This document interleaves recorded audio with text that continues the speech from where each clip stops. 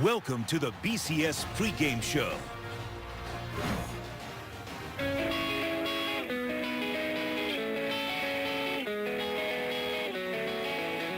New Orleans is a place of survival and spirit, of pride and strength. It's not a city, it's a state of celebration, reconstruction, reinvention.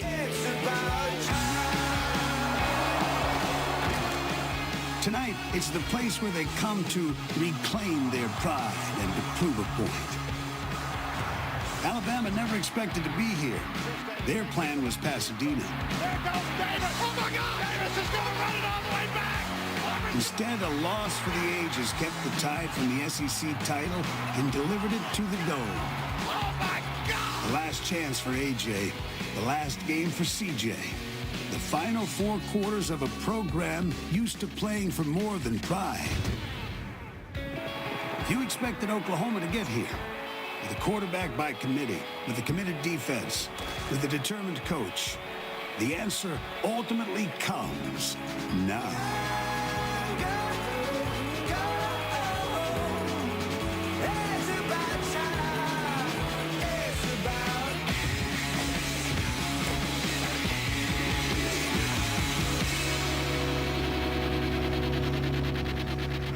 And we welcome you to the 80th All-State Sugar Bowl from New Orleans. And our matchup, the Big 12 in the SEC, number 11 Oklahoma and 3rd ranked Alabama. Nick Saban, almost unfamiliar territory for him in that it's not a national championship game tonight. But it is the final game for a sensational quarterback named A.J. McCarron. On the other side, Bob Stoops has been in all 4 BCS games and a BCS national championship and has also won one. And it's been quarterback by committee for him this year between Trevor Knight and Blake Bell. And we welcome you to New Orleans, everybody. Brad Nessler along with Todd Blackledge. And partner, I think back, it seems like yesterday, you and I are in Tuscaloosa, and we're watching this tall, skinny kid throwing the ball around in the scout team. And tonight, A.J. McCarron's making his 40th career start. Yeah, his former coordinator, Jim McElwain, used to call him Big Bird. Weighed about 175 pounds when he first got to campus. And we've watched this guy develop over his career. I remember his first start at Penn State. I did that game. He was asked to just manage the game. Don't make mistakes. Don't turn the ball over. Get us into the right place, play to the strength. And then as he's developed in his career, he's gone from game manager to difference maker. He's had a brilliant career, and he plays his best football on the biggest stages in the biggest games. He's had a marvelous career, 36-3 as a starter, hopes to finish it off with one more tonight. Everybody would like to have one like A.J. McCarron, and Bob Stoops, I'm sure, would too, but it's been quarterback carousel for his team this year. Well, partly because they weren't sure who was going to start when they opened the season. Then they had some injuries. They went with Trevor Knight to start. He started 2 games.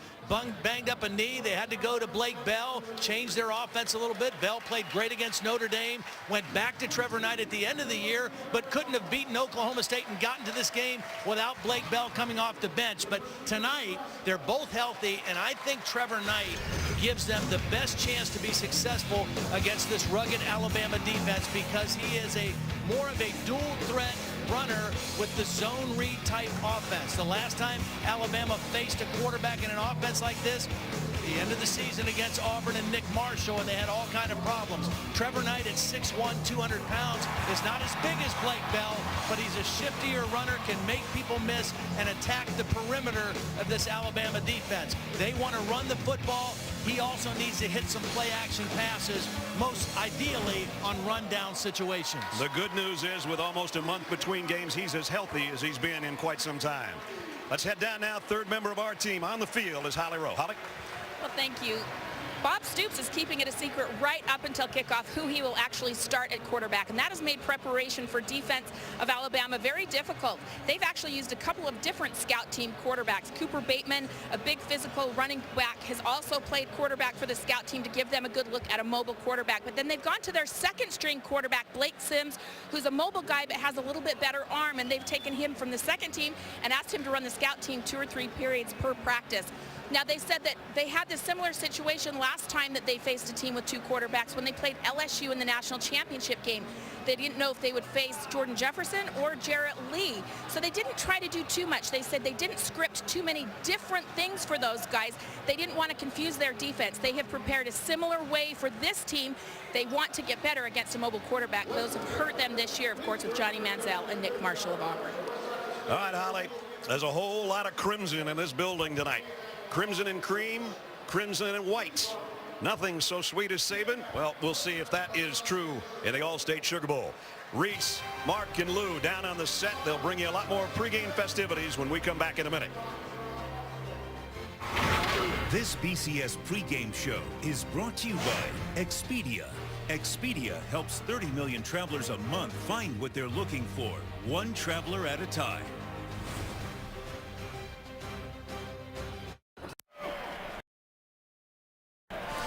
Aerial coverage from New Orleans provided by Goodyear. Everything Goodyear has learned, making tires that go the distance, inspires what they roll into yours. Goodyear, more driven.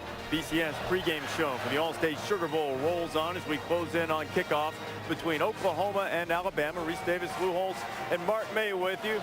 The $1 Million Band is on the field from Alabama. Little energy starting to be detected in the building as these two blue bloods get set to take off. So Alabama's a heavy favorite, 17-point favorite. What is it that's going to determine this game, Mark? I think C.J. Mosley and this Alabama defense stuffing the running game of Oklahoma early and often, making Oklahoma a one-dimensional offense, them having to throw in the football. I think that's the key factor. I think it has to be the confidence of Oklahoma. If they're going to have some adversity, are they going to be confident enough to respond from it? The one thing that they point to, Texas A&M and Missouri have done pretty well in the SEC. 2 years ago, we were playing them in the Big 12. They aren't any different in the SEC. That's what they think. We'll find out. And then again, last year, Oklahoma didn't do well against Texas A&M in the Cotton Bowl, but a redemptive opportunity for the Sooners against Alabama tonight.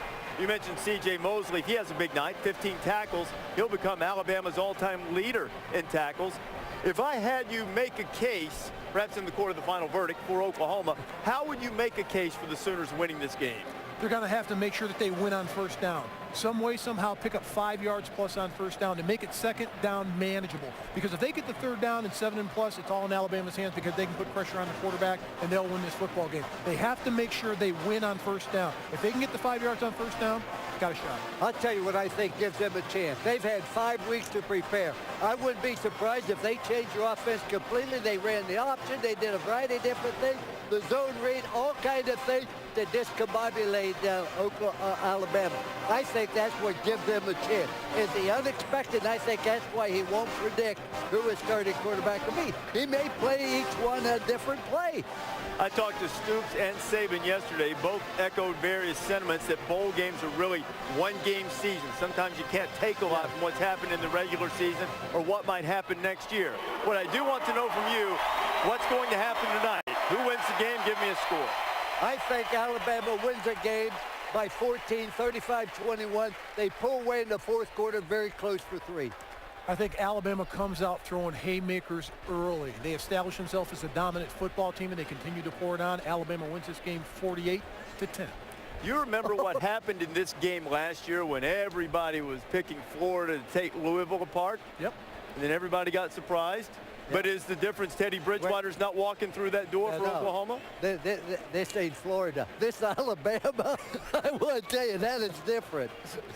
In terms of how the season will be remembered, obviously Alabama's built its expectations to the level that one loss is almost catastrophic.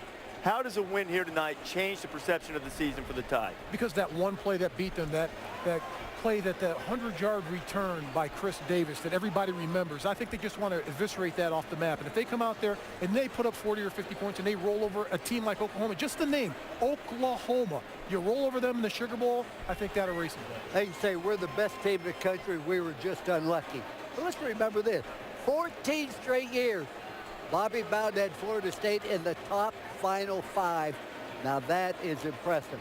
What Alabama's done is equally as impressive. It's also a lot of consistency from Bob Stoops. He's been to all of the BCS Bowls during his tenure there. He's now taken Oklahoma to 9 BCS Bowl appearances, just 3 and 5 in those games. Does have a national championship. The Sooners would like to get a victory over Alabama tonight as we join our public address announcer in the Dome.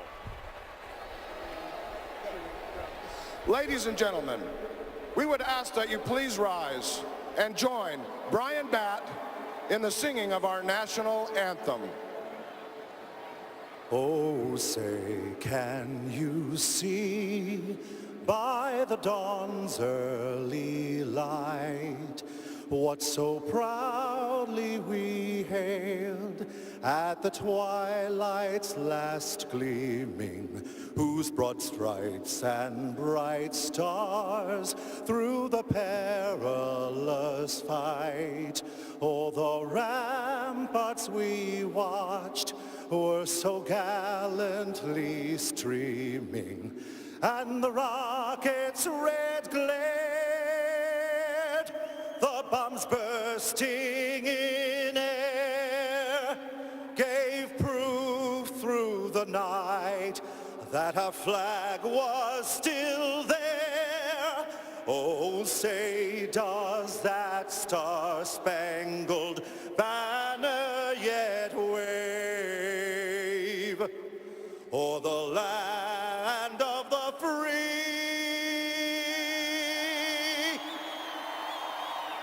and the home of the brave?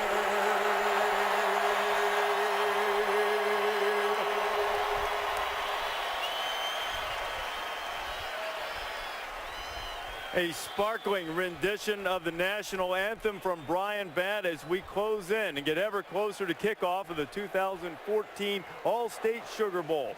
Alabama and Oklahoma getting set to square off from New Orleans as we close in on kickoff. Eminem helps us get there.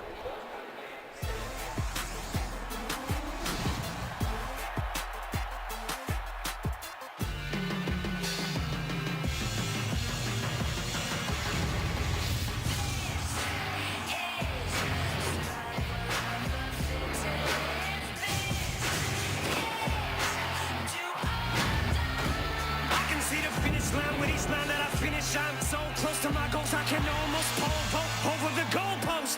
And if I don't got enough in the tank, maybe I can just siphon enough to fill up this last can. Man, will I survive in this climate or what? They said I was washed up and got a bloodbath. I'm not a rapper, I'm an adapter. I can adjust.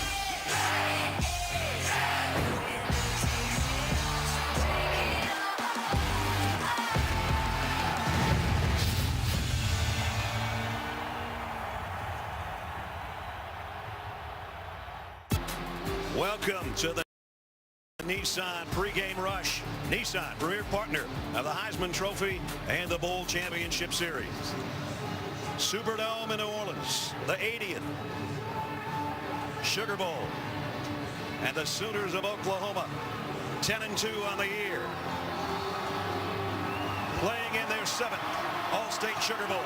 Here come the Sooners.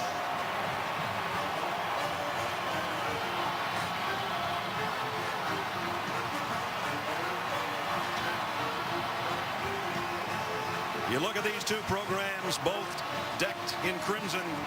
There's a lot of similarities, and there's a lot of national championships between Oklahoma and Alabama. 10 on one side, 7 on the other. National titles in the poll era. Bowl appearances, 47 and 62. Victories, 27 and 34. There's never been a game with two teams that have combined for that many bowl victories. And all-time wins, they're pretty close. 841 and 838. And on the other side, the defending national champions who lost just one game this year, a heartbreaker to Auburn. And here comes the Crimson Tide of Alabama.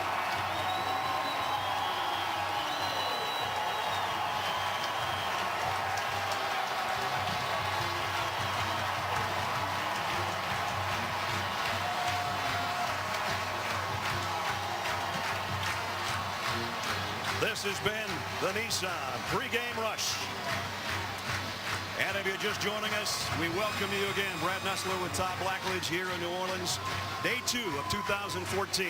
And two of the great programs in all of college football history, Todd, and 2 great coaches as well. Absolutely. I mean, Nick Saban and Bob Stoops combined have won over 320 games as head coaches. Very similar. They're both tough-minded guys, defensive-minded guys. And, you know, it's interesting. Oklahoma, their staff went and spent time with Alabama, switched to a 3-4 defense. They led the Big 12 in total defense this year for the first time since 2006. Alabama led their league in defense for the 5th year in a row. Defense will be the name of the game tonight. It should be a very physical game. And what Oklahoma does well is run the football. What Alabama doesn't let you do is run the football. Yeah. So that'll be an interesting matchup for tonight. The 5th time these 2 teams have met in their history. And as the captains walk out on the field, C.J. Mosley, the Butkus winner, Kevin Norwood, and A.J. McCarron making his final appearance as the quarterback for the Tide.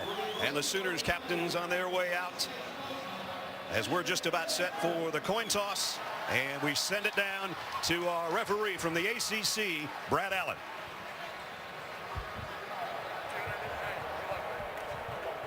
Gentlemen, welcome to the 2014 All-State Sugar Bowl. Congratulations on an outstanding season. I'll show you the coin. The Sugar Bowl logo is heads. The team's emblems are tails. Dennis Haysbert, Golden Globe nominee and All-State spokesperson, will flip the coin for us. I need your option, Oklahoma. Heads or tails? The call is heads. Dennis.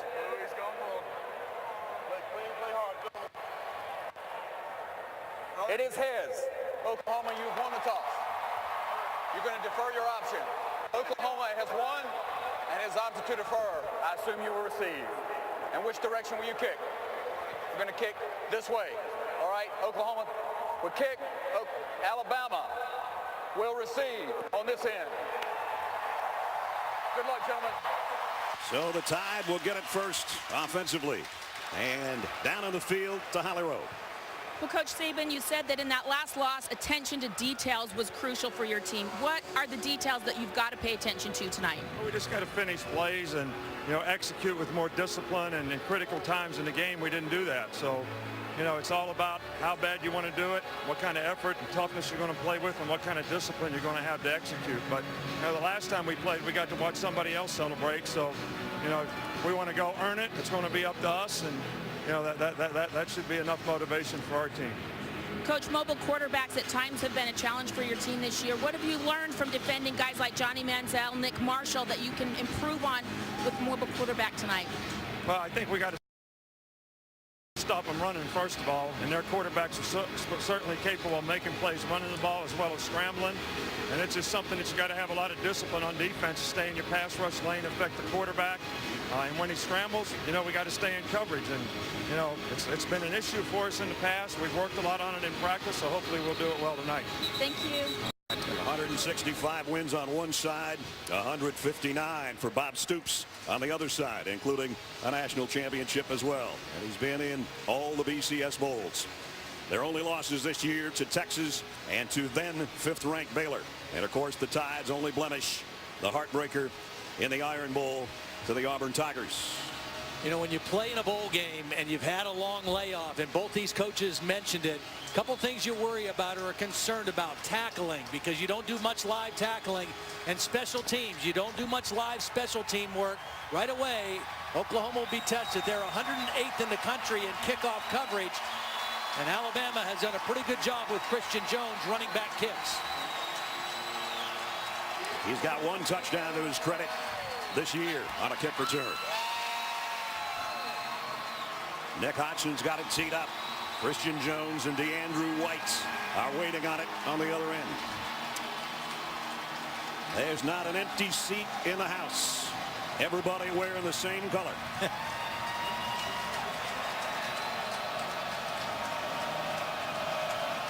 The 80th All-State Sugar Bowl underway. Christian Jones has it go between his hands, and Alabama will bring it out with A.J. McCarron. What a career. We talked about a little bit earlier in the pregame show. 36-3. Unbelievable. Yeah. And again, the thing that I like about him, as he's developed in his career, he has played his best in the biggest games. National championship games against ranked opponents. That's when he has played at his highest level. Certainly it helps to be able to run the football the way Alabama has done, but A.J. McCarron is much more than a game manager during his career at Alabama. Great balance for the Tide. They averaged 218 on the ground at 277 in the air per ball game. T.J. Yeldon is the tailback on the first play from the 25, and it'll be a quick throw complete out to Amari Cooper, and Cooper tiptoeing down the sideline. Nice gain on the opening play of the ball game, a pickup of 15. As we take a look at our impact players tonight, Amari Cooper and Christian Jones, not only as a receiver but as a return man. On the other side, Eric Stryker. They play him all over the place. Not the biggest guy, but it's a perfect name for what he does. And Aaron Colvin is probably healthier than he's been in quite some time, and he's a key in the defensive secondary for OU. 15-yard pickup on the first play, so first down at the 40. And now McCarron in the gun, and that's O.J. Howard, the freshman tight end, in motion. The throw to the far side. Cooper again. Cooper, another first down and a lot more. Amari Cooper, one man to beat. They drag him down, but not before he's inside the 10-yard line.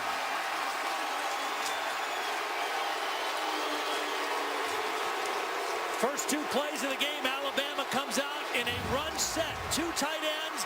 Both times they make quick throws to Amari Cooper and then let him do his thing. When he is healthy, he's as good a receiver as there is in college football. Bothered by a toe injury for a good portion of this season. Healthier now than he's been at any point during the football year. And just like that, Alabama in the opening 50 seconds has got it. First and goal at the OU 7. T.J. Yeldon hasn't touched it yet. He will right here. Yeldon down near the 1. Frank Shannon brought him down, but he got 6. When Oklahoma revamped their defense this year, they did it to play in the Big 12 against spread offenses. They put a lot of speed on the field. They're not as big as other teams that they, that maybe they used to have, but they're very fast.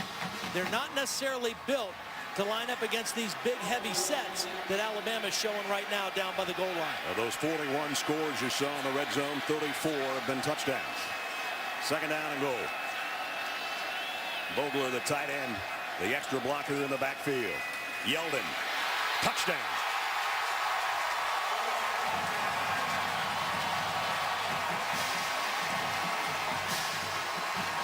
T.J. Yeldon, his 14th rushing touchdown of the year. Great job by Ryan Kelly, the center, who missed the Auburn game. Ari Kouandjo, the left guard. They just paved the way for an easy touchdown for Yeldon. Cade Foster in for the point after.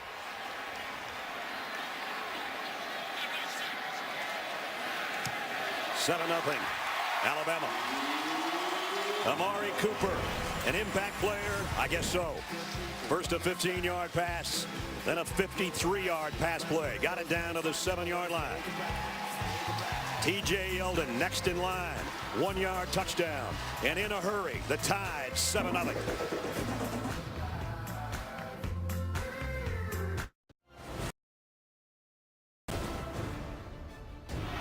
'56-yarder. It's got leg. No, does not have the leg. Brought back to the near side. 45-50. There goes Davis. There's nobody there for Alabama. He ran it back 109 yards. Auburn's going to win. Holy cow! Auburn has won the Iron Bowl. Alabama fans are saying, why do you have to show that again? The reason being, all week long or leading up to this game, a lot of people wonder about the motivation for Alabama. Well, I think we got our answer in a minute and 49 seconds. Absolutely. Looks like a focused football team, and A.J. McCarron, one of the key leaders on this team. He and T.J. Yeldon have played their best football in the biggest games. Cade Foster to kick, Brennan Clay and Roy Finch, the two top tailbacks for Alabama, wait at the goal line.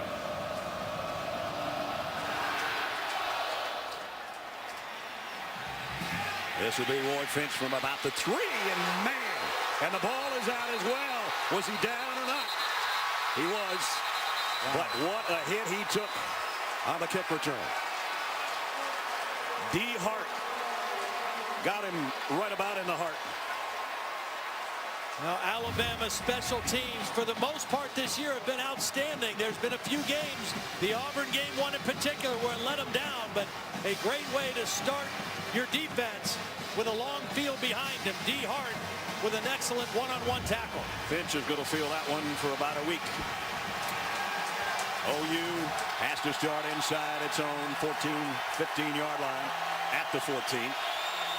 And it's Trevor Knight, the redshirt freshman at quarterback, in the pistol. He'll throw on first down. High, but caught. And a pickup of 8 out to Bester. Here's the numbers on the season for Trevor Knight. That's a good thing, getting him started with a completion. Again, throwing on first or second down, much better than third against Alabama. Clay trips himself up and got about a foot, so it'll bring up third down and short. Impact players play. They need a big game out of him. Jalen Saunders, a little guy, but they play him in a lot of different positions, and he can really do some wonderful things in space. C.J. Mosley, the Butkus Award winner, and Clinton Dix, one of the best defensive backs in college football. When Saunders is outside, he's more of a vertical threat. When they put him inside in the slot, they try to find the right matchup for him on option-type routes. Oklahoma, 39% third down conversion team. They'd get one here when they needed it to kind of quiet the Alabama crowd a little bit. Clay needed a yard. He got 2. Again, when the quarterback is Trevor Knight, he is a dual threat, and they run a lot more zone read than they do with Blake Bell in at quarterback. And that is a challenge for this Alabama defense. Going to throw on first down again. Clay out in the flat. And they got 4 before he's knocked out of bounds. Right away, we see a couple things that Oklahoma wants to do. Number one is play with some tempo. They said the 2 teams that gave Alabama problems this year, Texas A&M and Auburn, both played with tempo and also throwing on early downs for their young quarterback. You want to avoid, against both of these defenses, third down and definite passing situation. Finch comes in now in the backfield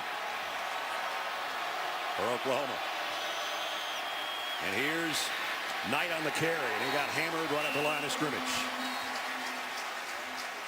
Eddie Jackson made the play from the secondary.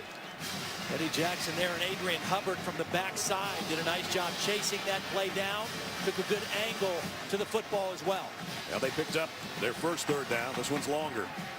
Third down at 4. When you get to third down, that's when Alabama likes to bring creative pressures. They're not a heavy pressure team on first and second down, but third down is when they like to come after the quarterback. Knight, quick slant, got it. Nice throw and catch. Got it to Jalen Saunders. And it's a first down, Sooners. You look at Jalen Saunders and you say, how's he going to survive playing this kind of football against physical teams? He's very small in stature at 5'9", 160 pounds, but very, very tough. In fact, the coaches say so tough it rubs off on the rest of the team, which is a good thing. And quickly, Sterling Shepard out on the edge. Landon Collins ran him out of bounds, and OU on the move and hurrying it up at the 47-yard line. Alabama has some depth issues up front. They have some injury issues in the back end of their defense. Tempo can be effective against them. And Clay got 5 on a first down into Alabama territory. C.J. Mosley, the unquestioned leader of that Tide defense. This is his final game in an Alabama uniform. Down the seam, and it is intercepted by Landon Collins. Saunders had a hand on it, but the Alabama defense comes up with a first turnover of the game.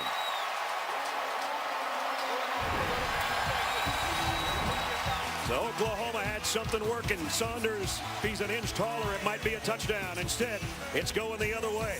Alabama with a 7-0 lead, and they've got it on offense when we come back.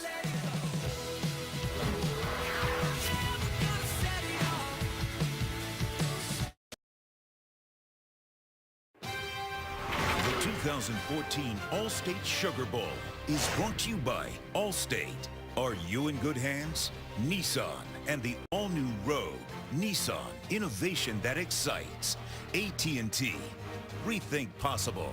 Capital One Bank, official partner of the BCS. And Taco Bell, sometimes you gotta live más. Some of the great moments from All-State Sugar Bowls past. You had a pretty good night here one year. Yeah. I was here to watch you. That was a fun one. 7-0 Alabama. They had 9 plays and they had it going in the right direction before the interception. So Alabama's got it back at the 24-yard line. Landon Collins' second interception of the year has given it back to A.J. McCarron. And McCarron's going deep. And he's in traffic, and it's intercepted by Gabe Lynn. So, just like that, the Sooners get it back.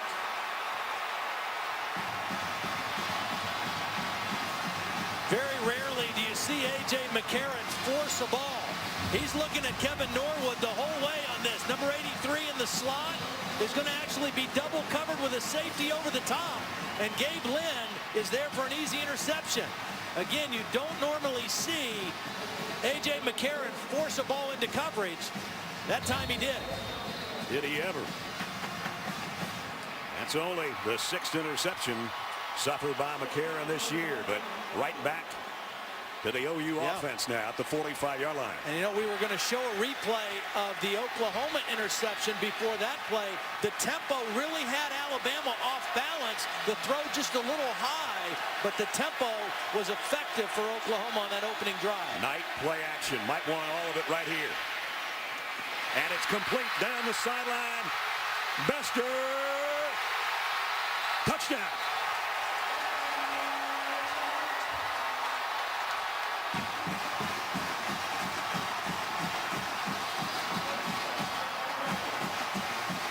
LaColton Bester, 45-yard scoring toss. Excellent protection.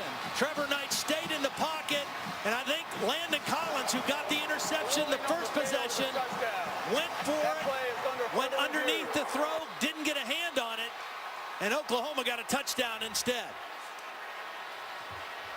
They're reviewing this as they would every scoring play. It was called a touchdown.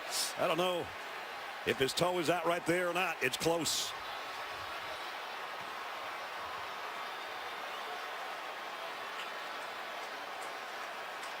Well, the ball, I mean, the ball was over the goal line when his toe was there. That's a tough one. Ted Jackson is our replay official. Riley Johnson from the ACC's with us up here in the booth. Riley, what are they looking at right there? Whether or not his foot was out? Yeah, Brad, they're checking just to see, kind of piecing the puzzle together to see where the ball was when the toe may have touched out of bounds. It almost looked like he somehow kept the ball of his foot like airborne right about there, and like it didn't touch. It seems impossible. But what an effort, and it was ruled a touchdown on the field. So we're going to wait on the official review before we talk about whether or not we're going to have a tie game here in a second. And they have made their decision. Here's a call. After further review, the ruling on the field stands. Touchdown. Well, I'll tell you what I'm impressed with is the confidence that Bob Stoops and Josh Heupel and Jay Norvell have in Trevor Knight. He throws the interception on the first possession. They come right back after the turnover, call a pass play, and he stays right in the pocket and delivers a strike for the touchdown. Michael Honeycutt in for the point after. Up and good. So we had back-to-back interceptions, which you don't see often. And did Oklahoma take advantage of getting it back? They sure did. Knight, Bester, All-State Sugar Bowl, Sooners and Tide tied at.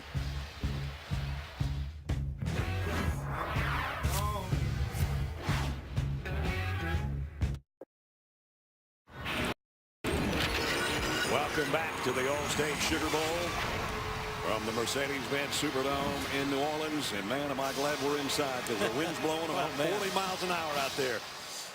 Hey, partner, if the next 55 minutes goes like the rest or the early part here, I think we're in for a fun time. 7-7.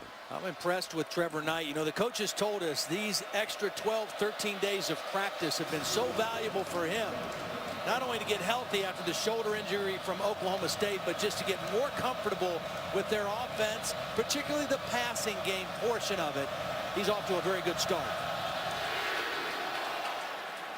The kick will take Christian Jones in. He'll just let it go over his head, and we'll come out to the 25-yard line. Number 1, Florida State, and number 2, Auburn. You can see it 8 different ways with BCS MegaCast starting at 8 Eastern on Monday. We'll cover the Vizio BCS National Championship from every angle on all our ESPN networks. It'll be a unique way for you to watch that national championship game. You can visit ESPN.com/MegaCast to figure it all out. It's all way over my head. So far, A.J. McCarron threw one over his receiver's head, and that turned into an Oklahoma touchdown. Alabama has had 4 first-down plays. They threw on 3 of them. I would expect to see him get Yeldon back involved in the run portion of their offense. They got Fowler, their fullback, in there, and he'll follow Fowler, spinning his way for a couple, but Frank Shannon, the middle linebacker, makes a nice play. And look out, we're going to have flags flying around here pretty soon. And no penalty marker down on the play as Cyrus Kwanjo and Charles Tapper got tangled up. This Oklahoma defense lost a couple key guys early in the season. Corey Nelson, their leader, the glue of their defense, the quarterback of their defense, best linebacker, injured in the TCU game. Frank Shannon has kind of had to pick up the slack from a leadership standpoint, and Dominique Alexander took his place on the field at that position, a young freshman. Jordan Phillips, the other guy they lost, was their number 1 nose tackle. McCarron, there's his first throw since the interception, and he's got DeAndrew White off to the races. White all the way down around the 10-yard line. This ball could not be thrown any better or with any better time than when A.J. McCarron threw it. Back shoulder throw, perfect timing, perfect spot. Impossible to defend for Sanchez, but again, we see the poor tackling after the catch. Oklahoma has had people in position to make tackles after the catch, but they've not tackled well so far, and they've given up some big gains in the pass game. Right at the 10-yard line after a 63-yard pass play, career-long catch. Has him first and goal at the 10. P.J. Yeldon not going to get away from Dominique Alexander, the newcomer of the year defensively in the Big 12. Freshman out of Tulsa. Yeah, he's not really a freshman anymore, you know, because he was forced into action early, played the bulk of the season. At this point now, he's into his sophomore year. Very talented guy, 6'2", 216 pounds. And the game is starting to slow down a little bit for him. Amari Cooper comes down to the bottom of your screen. Kevin Norwood to the top. Ball just shaded inside the 10-yard line. 2nd down and goal. Keep your eye on Stryker right here, their best pass rusher. McCarron looks left, right, under pressure. And somehow he got it down to the 5-yard line.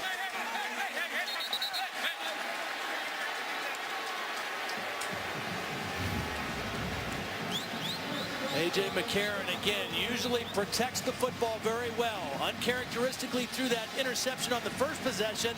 Here he gets what he can get and then gets out of bounds. And he wasn't crazy about the push out of bounds around the back of his shoulder pads. 3rd down and goal.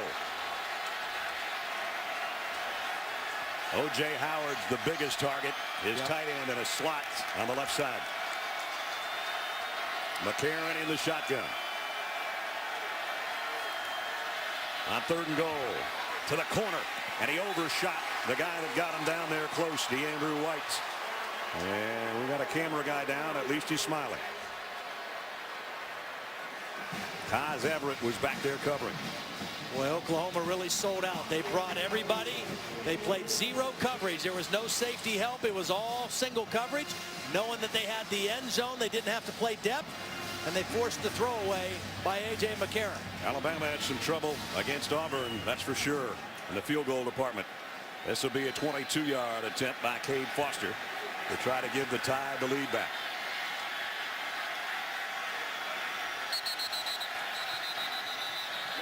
And flags down before the snap. False start. Offense, number 42. 5-yard penalty. Remains 4th down. Yeah, really, it was problems in the kicking game against Auburn more than anything, or as much as anything. They also gave up 296 yards rushing to the Tigers, but some missed field goals. They had a punt partially blocked. Of course, gave up the big return on the long miss on the final play of the game. So now it's a 27-yard field goal attempt. And it's up, and it's good. 7 minutes, 2 seconds remaining in the first quarter. Alabama regains the lead. They had a long pass play to DeAndrew White, a 63-yarder, but that tackle right there saved the day, and it's only a 3-point difference.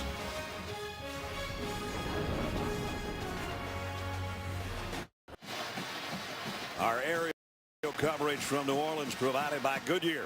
Everything Goodyear's learned, making tires that go the distance, inspires what they roll into yours. Goodyear, more driven. Back inside the Mercedes-Benz Superdome. The drive for the Tide was 65 yards, but they had it 1st and goal at the 10 and had to settle for a 27-yard field goal. 7:02 remaining in the quarter, and it's 10-7 Alabama. Finch took a wicked hit on his first kickoff return. He and Brennan Clay again back waiting on Cade Foster's kickoff. Yeah, I bet he's telling his guys in front, find number 1, block him this time. D. Hart. And it's going to be Finch again from about the 4. And this time he goes down after he got across the 20, but nice kick coverage by Alabama. Only a 16-yard return. I want to go back to the long throw by McCarron. Even against tight coverage, timing and ball placement win every time. You can throw the ball against tight single coverage if you throw with timing and you place the ball correctly. That's good coverage, but an even better throw, and it results in a big play for Alabama. A lot of times you think if the coverage is that close and that good, you can't throw to that guy.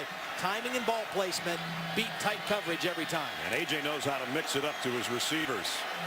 3 of them had 36 catches coming in. DeAndrew White had 29 before that long gainer. Sterling Shepard. And nice run by Shepard. We get it out for about 5, maybe 6. Where Auburn hurt Alabama's defense. Again, they ran for 296 yards. Most of that Trey Mason and the quarterback Nick Marshall. A lot of perimeter runs. When you run on the perimeter, you force safeties and corners to take good angles to the football. Here's Saunders again, collared after a first down. And Deion Blue's the guy that brought him down, but they'll move the chains, and Oklahoma comes right back to the line of scrimmage. They have not huddled yet. Keith Ford in the backfield with Trevor Knight for the first time. Knight comes up firing far side. Nice move by Bester to make the first guy miss, kept his balance and got 5. The other reason that tempo is effective against Alabama is a big check defense. They want to try to call the perfect defense and check to the perfect defense for every play. And when you go especially fast, it makes it difficult for Kirby Smart and the guys on the field to make as many checks. Now, Oklahoma slowing down on this second down play, but the tempo that they've mixed in has been pretty effective. 2nd down and 5. Knight looks to the sideline, and in the pistol, he'll give it off to Ford, and Ford's got another first down and back in Alabama territory. Keith Ford, the freshman out of Cypress, Texas, gets a dozen. Nick Saban said putting the back in a pistol formation directly behind the quarterback makes it a little bit more difficult because he can hit that line of scrimmage at any angle. When the back is offset to one side or another, you can pretty much determine what angle he's coming into the line at. The pistol formation makes that defense play a little bit more honest. That time a nice run inside for Oklahoma. To the 46-yard line. Play action. Knight scanning the field on a crossing route. Got Saunders again. And he'll be run out of bounds over there on the Oklahoma sideline by Eddie Jackson. But he got 7 more. You know, we haven't made the point yet that Oklahoma in this ball game up front, offensive line wise, three guys are playing in different positions. The only two guys playing in their normal position, the center, Gabe Ikard, the right guard, Nyla Casatati. Everybody else has kind of moved around. Bronson Irwin, who was the right guard, is playing right tackle. Daryl Williams, who was the right tackle, has moved over to left. They got injuries to their left guard and their left tackle. So far, they're holding their own. And Ikard's the key there, and that he is the center and the captain and one of the smartest guys and one of the better players in the conference. First down throw out to McNamara, the tight end.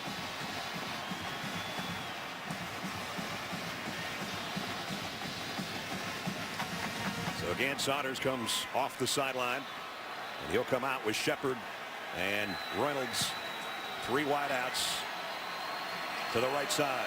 First and 10, Oklahoma at the Alabama 35.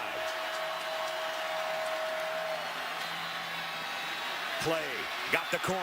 Brendan Clay's got another first down. Landon Collins knocked him out, but he got 12.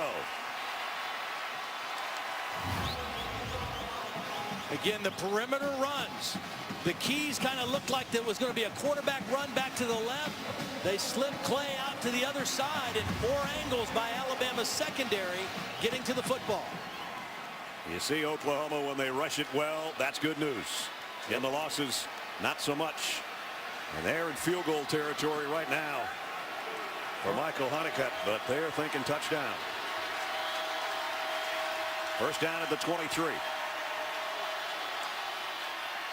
Knight, far side, overshot his intended receiver Sterling Shepard, and that one just sailed on him a little bit. Yeah, they had it. They went with a little out and up with Shepard, and he was working on the safety, Jarek Williams, and had him beat.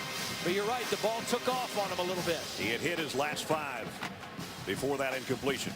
They've done a really nice job of using pass plays and play action on early downs, on run downs, to take the pressure off the quarterback. That incompletion now brings up 2nd and 10. A little tougher situation against this Alabama defense. Again, they'll go in the pistol here with Clay behind Knight. And now he empties the backfield. Knight fires left, nobody there. There's going to be a quick slant to Sterling Shepard. C.J. Mosley, though, got in there and put a hit on the quarterback. See, when you go empty, then that really kind of turns the light on for C.J. Mosley. They take the back out. That means nobody's there to pick up the linebacker, and he times the blitz perfectly. Empty backfield. They don't account for him. He forces the early throw. Well, that's the first time Knight's been hit, putting the ball in the air. 10th play of the Oklahoma drive. This is the situation they wanted to avoid for Trevor Knight. 3rd down and long. Throwing situation. Bunch receiver set now to the left. He's looking that way if he gets time. Now he'll run it. Trevor Knight, first down slide, just got it before he hit the deck. He might have wanted to get another half yard, but he's got the first down anyway. Good decision by Trevor Knight. He reads man-match coverages. Watch all the coverage people turn their back to the quarterback and run. And as soon as he saw a lane, he took off. I'm kind of surprised that Kirby Smart had that coverage on 3rd and 10, knowing that it was a mobile quarterback back there in Trevor Knight. They've had a lot of field goals down in the red zone. They want a touchdown here to get the lead back. At the 13. Clay straight up the middle, maybe 2. Ed Stinson was the first guy there. Talked about some of the injuries this Oklahoma team has sustained. Talked about the defensive starters, the 2 offensive line guys that are out. Tyrus Thompson and Adam Shedd. Also, Trey Millard, and a versatile H-back, fullback guy they lost, was a key part of their offense. One of their other running backs, Damian Williams, was dismissed from the team. I mean, this is a team that has had some significant losses, and they have just fought and scrapped their way to a 10-win season in a BCS Bowl. 2nd down and 8. Knight. That's a dangerous pass, but he got it to Bester. And Bester's inside the 10, but only about a 3-yard pickup.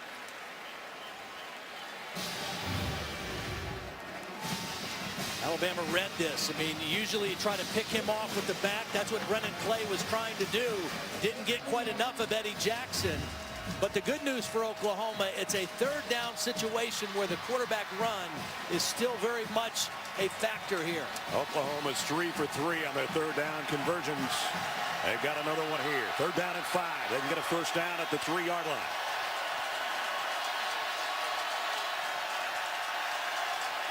Alabama bringing extra pressure. Knight to the corner. Incomplete. No. Touchdown. Saunders. I didn't know if he held on to it. Slot receiver looking for a matchup. He's working on Clinton Dix. Dix in pretty good coverage. Perfect throw by the young quarterback Trevor Knight. Throw the outs out under pressure to the outside arm, and then a nice job by Saunders reaching the ball across the pylon before he went out of bounds. And the play under review. If it's good for Saunders, it'll be his 7th receiving touchdown of the year. Here's another look. Even though Dix is a safety, he's one of the best in the country in good position, but a perfect throw by Trevor Knight. We take a look at the replay. Catches it, reaches the ball across. Ruling on the field is confirmed. Touchdown. Jalen Saunders was a wing T tight end in high school. If you worry about his toughness, he's 5'9", 157. That's his program weight, right, which means he's probably even lighter than that. But there's no doubt he is a tough, physical football player for that size. Michael Honeycutt in for the point after. Snaps a little wide, but they got it down, and the kick is perfect. With 1:53 remaining in the first quarter as we take a look at tonight's Taco Bell touchdown spotlight. And it was a dandy to end a 78-yard drive in 13 plays, and Trevor Knight wings it to the corner. Saunders got it inside the pylon, 14-10. Bob Stoops says that's the way we do it.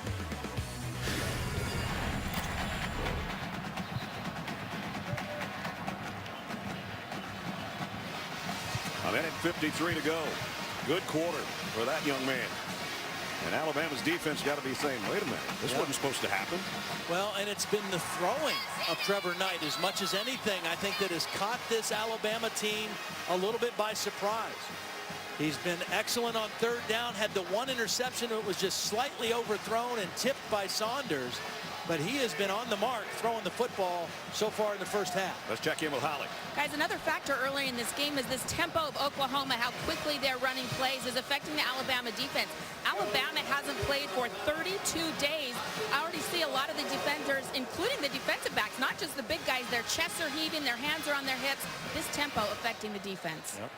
No question. And then that's what Oklahoma's coaches told us. The two teams that created problems for them early in the year was Texas A&M, and the last game of the year Auburn played with tempo and caused some problems for Alabama's defense. Christian Jones would like to return one of these kickoffs. He's got 2 punt return touchdowns and 1 on a kickoff return, and he might have a shot at this one. From 3 yards deep. And he goes down to the 20. Both teams doing a nice job on their kick coverage. Now, we've had some explosive offense in the first quarter. We're going to have more of that coming up in the Discover Orange Bowl. Taj Boyd and the number 12 Tigers face off against Braxton Miller and the 7th-ranked Buckeyes of Ohio State. Discover Orange Bowl, Clemson, Ohio State. It's tomorrow night. Our coverage starts at 8 o'clock Eastern on ESPN. These guys can play right here. You know, there'll be a couple defensive coordinators with a sleepless night tonight. Of course, Brent Venables, former Oklahoma defensive coordinator, now the coordinator at Clemson, will have to defend that Braxton Miller-led Ohio State offense. So Alabama from the 20. Now that they're trailing again, this time by 4. And it's Derrick Henry, the freshman. Goes for about 4 yards. He's the biggest back Alabama has, 6'3", 238-pounder. Yeah, we were told we were going to see more of him, that he has had a really good bowl preparation.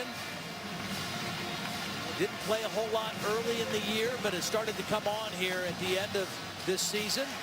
And a big physical back. There's the time of possession. These two teams are two of the biggest time of possession teams in the country. Only Michigan State's held the ball longer per game than these two clubs have. Second down and 6. Henry again. Ooh, what a collision over there on the corner with Gabe Lynn, and he won it by about a half yard. First down. Well, I think this couple plays here are indicative of a couple things. Number one, Nick Saban and Doug Nussmeier, offensive coordinator, want to kind of get back to establishing the physicality of their offense. Number two, give Kirby Smart's defense a chance to rest a little bit against that tempo that Holly was talking about and that we've mentioned. Establish the ground game, get some clock, and let your defense rest. Two tight ends in there. And Derrick Henry stays in as the tailback. First down, Alabama from the 31-yard line.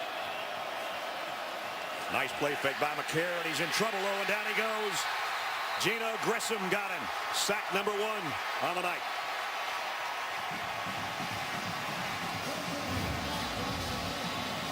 Grissom's going to come work between the guard and the tackle.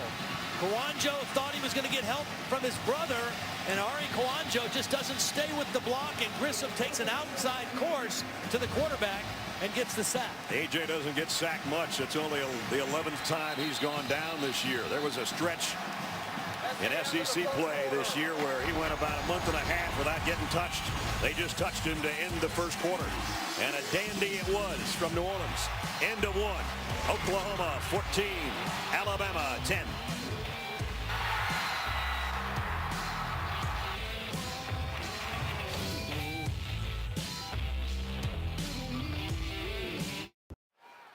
Visit WatchESPN.com or download the Watch ESPN app to watch ESPN live anytime, anywhere. Brought to you by Vizio.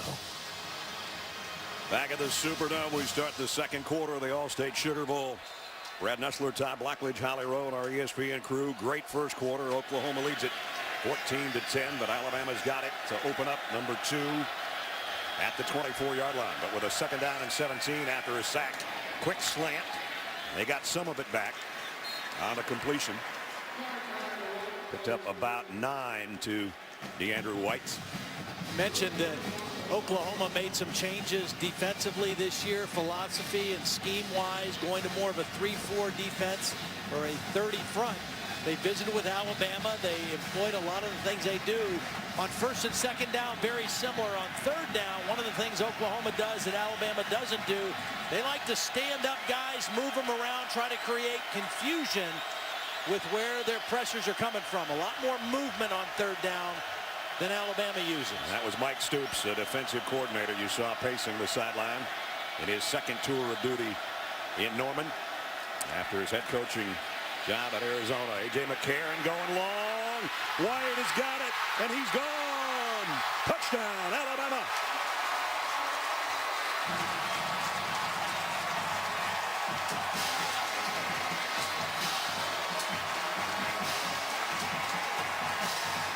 Perfectly thrown pass and a 67-yard touchdown.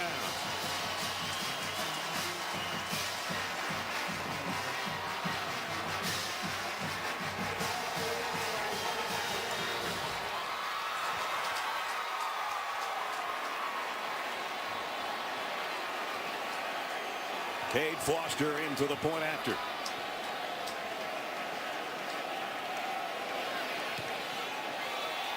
Up and good. A.J. McCarron. He might have thrown an interception, but he's lighting it up with a long ball to DeAndre White. And he just capped off an 80-yard drive in less than 3 minutes with this beauty to DeAndre White, who didn't score the last time he caught it, but he got that one. 17-14, Alabama.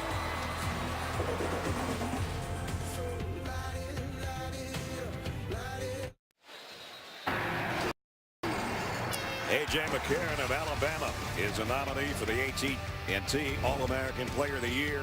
27 touchdown passes, only 6 interceptions, 1 of each tonight. He's already won the Maxwell Award and the Johnny Unitas Golden Arm Award. You can visit ESPNAllamerica.com to vote. The winner will be announced during the Vizio BCS National Championship game coming up on Monday. There's your info on how to vote. The Tide back in front. 17-14. I think a lot of people thought that might be the final score tonight. Yeah. And a lot of people thought that Alabama would win big. But we have seesawed back and forth through the first 16 minutes of action.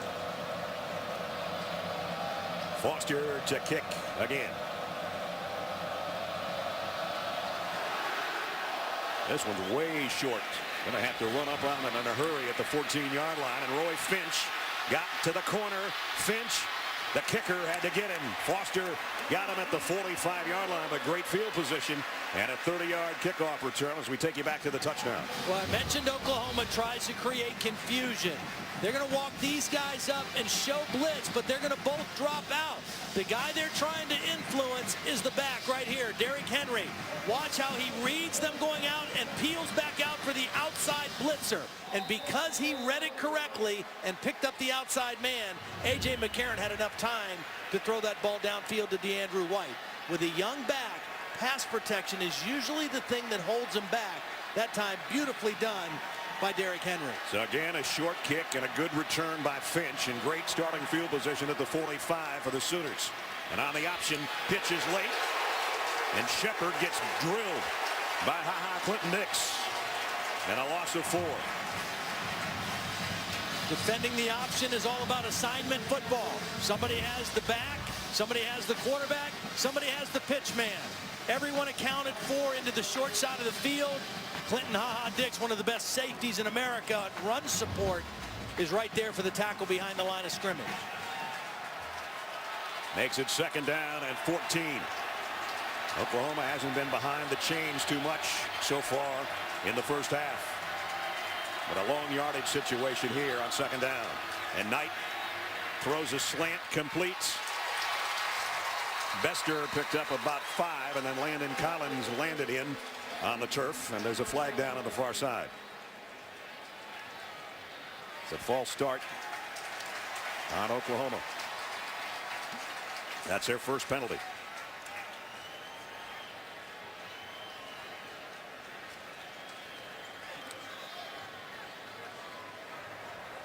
Illegal formation, more than 4 players in the backfield.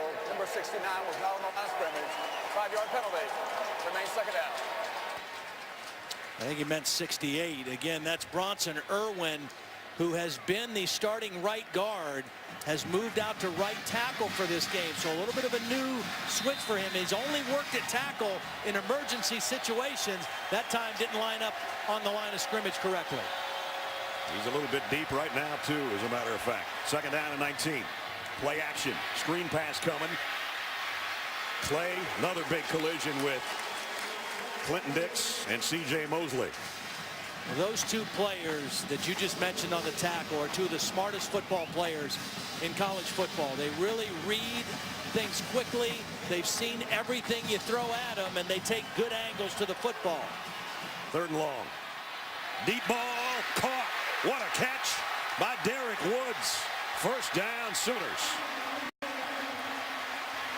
You know, Landon Collins, if he makes a play on the football, he might cause a collision at the point of the catch. Instead, he goes for the low tackle, and they make the completion. Now Knight comes up firing on first down. It goes right back to the other side, this time to Jazz Reynolds. How about Oklahoma on third down tonight? Wow. In their last game against Oklahoma State, they were 2 for 15.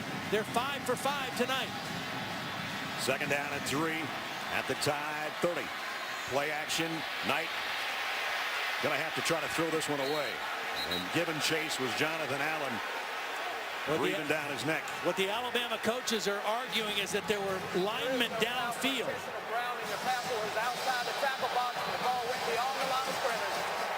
See, the coaches weren't arguing that it should be grounding or not. They were arguing that there were linemen downfield because that was a run play all the way. And Trevor Knight did a smart thing, throwing it away to avoid the loss of yardage play. Let's see if the Sooners can stay perfect on third down.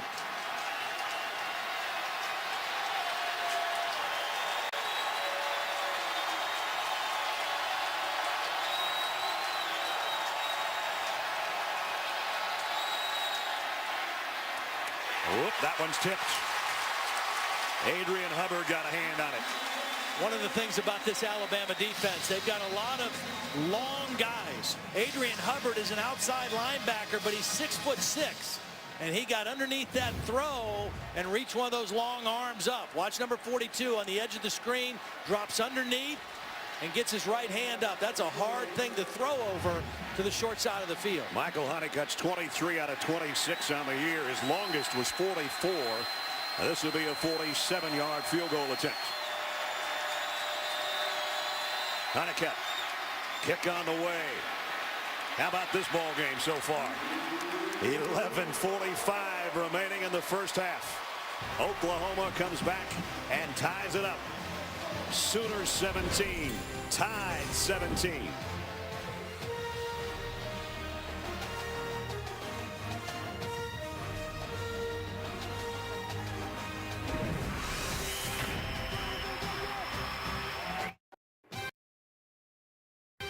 The 2014 Allstate Sugar Bowl is brought to you by Allstate. Are you in good hands?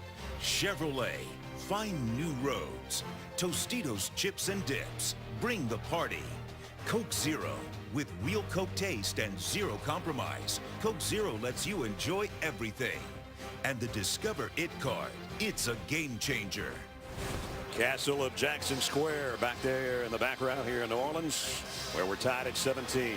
The guy they called all day, AD, Adrian Peterson, Heisman Trophy finalist for Oklahoma. That guy won it for Alabama. Their only Heisman winner, Mark Ingram. Now the New Orleans Saints, they play this weekend, and he wishes they were playing in here because they play a lot better at home than they do on the road. And again, Jones is going to let that one go. And they'll bring it out to the 25. Well, one guy Alabama is happy to have back in the bowl game, Ryan Kelly, their center. He missed the Auburn game with an injury. He took the place of Barrett Jones, a hard guy to replace, but he's a physical point of attack blocker. And very happy to have him back in the center. Not only a physical blocker, but also kind of the other quarterback up there. Makes all the line calls along with A.J. McCarron and has really had a fine football season as a sophomore, filling in for Barrett Jones. You talk about chunk plays, Ledge. We talk about that all the time. Or explosive plays. Alabama's got 225 yards of offense. They've got plays of 53, 63, and 67 tonight. I think they got to find a way to get O.J. Howard involved. He's a matchup problem. They haven't got him the football yet. Play action. McCarron comes up firing. Got it out to Kenny Bell. Bell draws a crowd as he got across the 30 to the 32, and we check in with Holly. Well, Alabama is without their tight end right now. Brian Vogler had to go to the locker room. He was explaining to the athletic trainers that he got hit on the upper side of his left leg, kind of in that high ankle sprain injury. They put some pressure on it. He was in a lot of pain, so they've taken him to the locker room. Guys, Alabama loves to play with two tight ends. We'll see how they adjust here, but O.J. Howard definitely a target, Todd. They're going to play. Oh, thanks, Holly. They're going to play 45 Fowler over there on that edge, just as Holly was reporting, because that's who they've got to have now as their second guy. Very versatile guy. Jalston Fowler can play H-back, fullback, tailback. He's in motion right now on 2nd down and 3. And they're going to follow him on the run, and Yeldon's into the secondary out to the 48-yard line. Best run of the night by T.J. Yeldon. A pickup of 16. See, they miss Vogler with his hand on the ground at the end of the line, but Fowler very comfortable in the H-back roll. Watch, leads the play. The tackle kicks out. Fowler leads up in there, and Yeldon gets right in his hip pocket for a nice gain and a first down. First down at the 48-yard line for Alabama. Fowler comes out, gets a breather. They come in with a 3 wide receiver set here as A.J. McCarron in the shotgun. And he'll throw on first down. Pump fakes and going long down the sideline. Tipped at the last moment. Amari Cooper had a bead on it, but Zach Sanchez made a great play. Aaron Colvin, the opposite corner, was blitzing. The ball was slightly underthrown. Amari Cooper's got a step. the ball was a little underthrown, and that enabled Sanchez to dive and get a hand on the football. Well-timed jump by Zach Sanchez. You know, he's a redshirt freshman, kind of was a surprise starter. And when you have a guy the caliber of Aaron Colvin on the other side, that guy is going to get tested a lot. A lot of balls thrown at Sanchez. Mike Stoops saying, hey, Cooper was pushing off. Should have been offensive pass interference. Instead, second down and 10. E.J. Yeldon drives his way and backpedals his way for almost 5. Alabama back in Sooner territory. We mentioned some of the changes to the Oklahoma offensive line. One change for Alabama, a new starting right guard. Anthony Steen, a 3-year starter, injured, out. And so Leon Brown, number 72, who is a backup tackle, is starting at guard tonight. Got a nice block on that particular play. DeAndrew White has been the big play guy tonight. Number 2, he's in a slot to the top of your screen for A.J. McCarron on a 3rd down and 5. Ball goes that way. Cooper's got it. Amari Cooper. They'll drive him out of bounds, but he's got a first down at the 31-yard line, and you hear the chants of Coop from the Alabama faithful. Beautiful route. Watch Cooper keep his body in between the ball and his man Sanchez, and another missed tackle after the catch. We've seen Oklahoma have some problems getting these Alabama receivers down after the catch. A physical catch and run by Amari Cooper. So Alabama driving here with 9 minutes and 15 seconds remaining in the second quarter in a tie game at the All-State Sugar Bowl. Again, a pistol formation here for A.J. McCarron at the Sooner 31-yard line.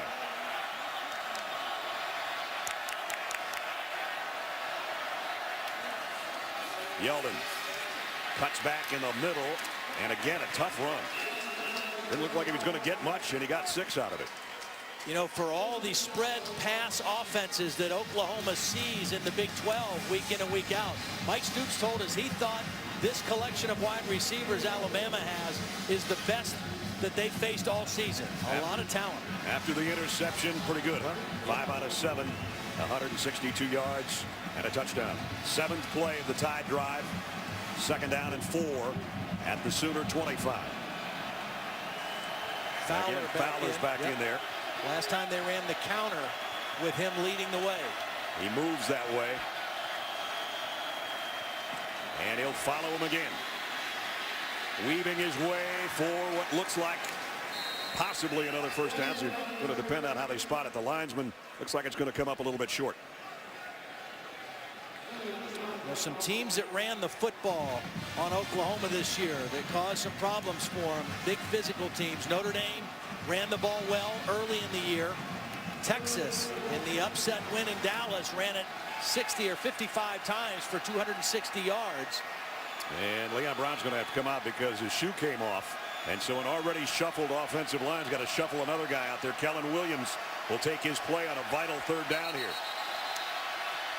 And Alabama's maybe going to take a timeout to figure this thing out. They don't want to blow an opportunity here. So we'll take a timeout as well. 7:30 remaining in the half. Tie game in New Orleans.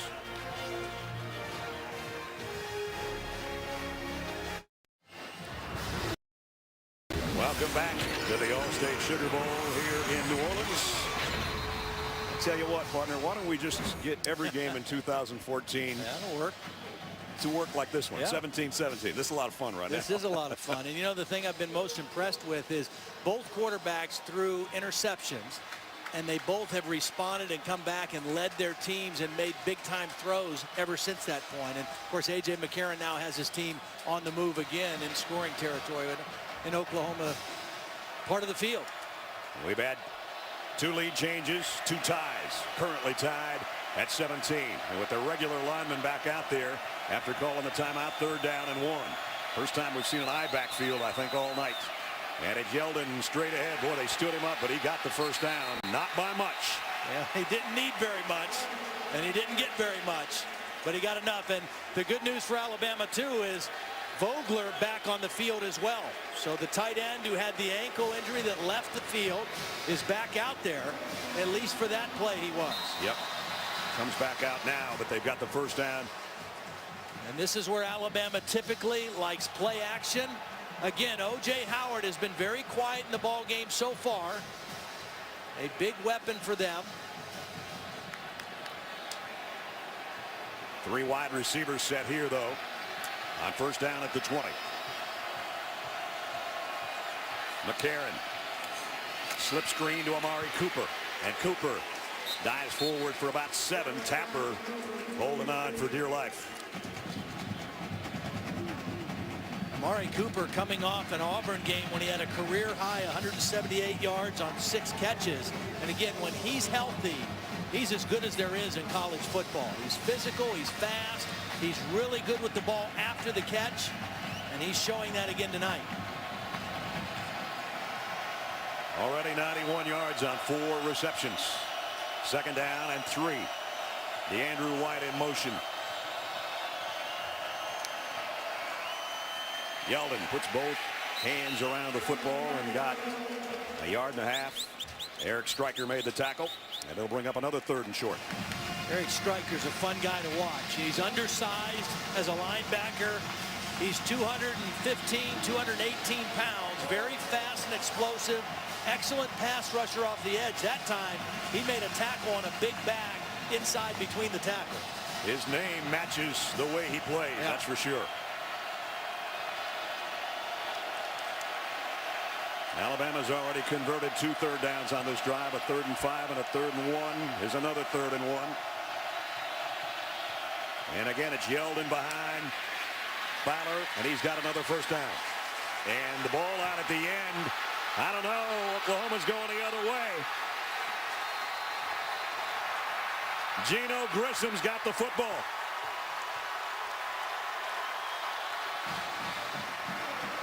You know, I think his own man knocked the ball out. Ari Kwanjo, number 77, I think is going to hit Yeldon after he has the first down and knock the ball out. Right there, his own man, number 77, knocked it out. They're reviewing the play, but it certainly looked like he was not down. The ball was out, and all of a sudden, number 85's going the other way. There you see the ball is out. And Geno Grissom says, thank you. I'm heading out of here with it. Boy, heads up play by O.J. Howard. That could have been a touchdown return because there were a lot of Alabama players away from the football that had stopped. And O.J. Howard chased it down for the tackle. That is Oklahoma's first red zone takeaway this year. It's a huge one.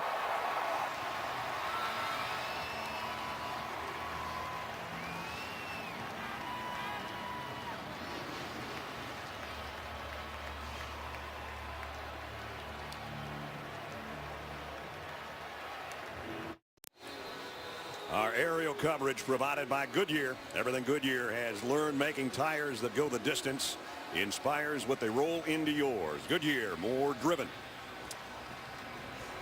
TJ Yeldon has lost 3 fumbles this year, including the one a moment ago that's given the ball back to the Sooner offense now.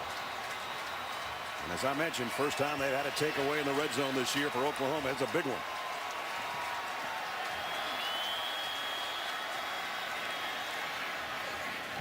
Keith Ford, the freshman, got a couple. Jeff Pagan made the tackle. So 2 turnovers by Alabama, which is kind of unlike the Tide. An interception by McCarron and that fumble by Yeldon. Trevor Knight, play action, rolls and throws and completes it, and a nice move by Bester to get the first down. Well, Bester's built a little differently than these other receivers. Saunders and Shepard are smaller, shiftier guys. Bester's a 6'3" guy, but shows quick feet, making one guy miss out there on the perimeter. From the 46, first down throw, complete out to Shepard. And he's into Alabama territory. So we check in with Holly. Well, Shepard actually just got back out onto the playing field. They'd take him into the locker room to examine his left shoulder. He had some kind of a stinger or injury. He's back out there. They get it right to him as soon as he got back out.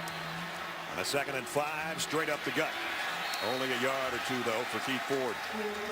As Rick Williams made the stop from the secondary. I think Oklahoma now will get a little bit more aggressive offensively. When they got that ball to start this possession, if you get a first down, Then you go ahead and get a little more aggressive here before the end of the half. 4 minutes and 20 seconds and counting. Trevor Knight has been pretty smart with the football, and he's been very good on third down. 7 different receivers as well. Third down and 4. They empty the backfield. He's going to have to get rid of it in a hurry, and did complete. Clay, I don't think, is going to get there. He's close, though. Now, again, Oklahoma taking a little bit of a page out of the Auburn playbook and attacking the perimeter and the edges of this Alabama defense. You challenge their tackling, you challenge their angles to the football. That time, Alabama responded the right way and brought them up short of the first down. And lo and behold, we're going to see a punter. In this case, Jed Barnett. It looks like Alabama in a punt-safe defense. You know, in the Oklahoma State win at the end of the season, one of the key plays in that game, a fake field goal that Bob Stoops called. And it was a touchdown. Yep. Honeycutt with the 8-yard reception for a touchdown. Timeout, Oklahoma. So Oklahoma takes a timeout with a 4th down and 1. Gives us a chance to remind you Capital One Bowl Week continues on ESPN as James Franklin and the Commodores make their 3rd consecutive bowl appearance. They'll take on the Cougars in the BBVA Compass Bowl. Capital One Bowl Week. Vandy and Houston get together Saturday, 1 o'clock on ESPN and live on Watch ESPN. Well, if you've been watching this one, hopefully you're enjoying it as much as we have. 17-17 between Nick Saban's Crimson Tide and Bob Stoops' Sooners of Oklahoma. And a 4th down upcoming, 4th and 1 for OU at the Tide 45-yard line. The last time these teams played in the regular season was 2003. Here comes the offense back on the field. So Bob Stoops deciding to gamble a little bit here. This ought to raise the roof of the Superdome, depending on how this play goes. Either way. I think they're just going to try to draw him.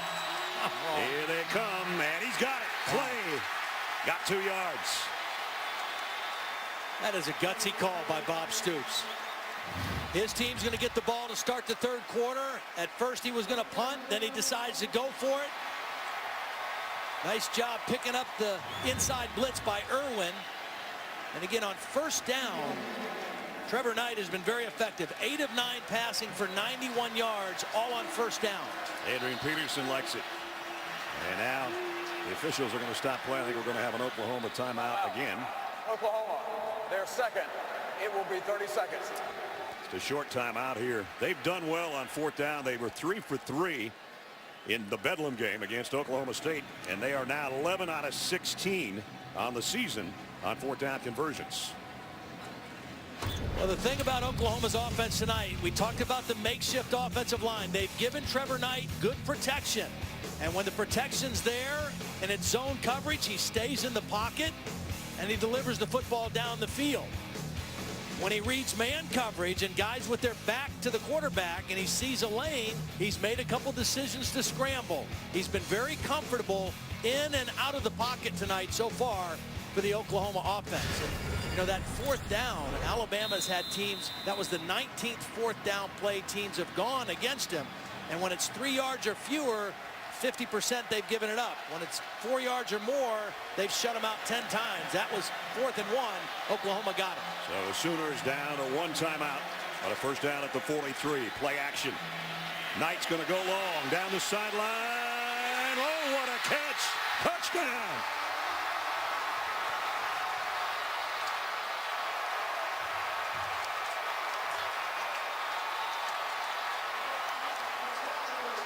"43 yards to Jalen Saunders again."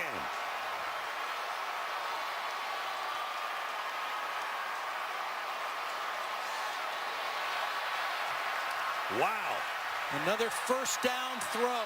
Josh Heupel really calling a nice game for Trevor Knight. That was a stop-and-go route by Saunders on Dion Blue, and it froze him. Extra point is good. TJ Yeldon put it on the deck on one end, and 66 yards of turf later on the 7th play of the drive, including a 4th down conversion. How about this throw? Stop and go against single coverage. Dion Blue went for the fake. Jalen Saunders got separation, and a perfect throw by Trevor Knight over the outside shoulder. Watch the move.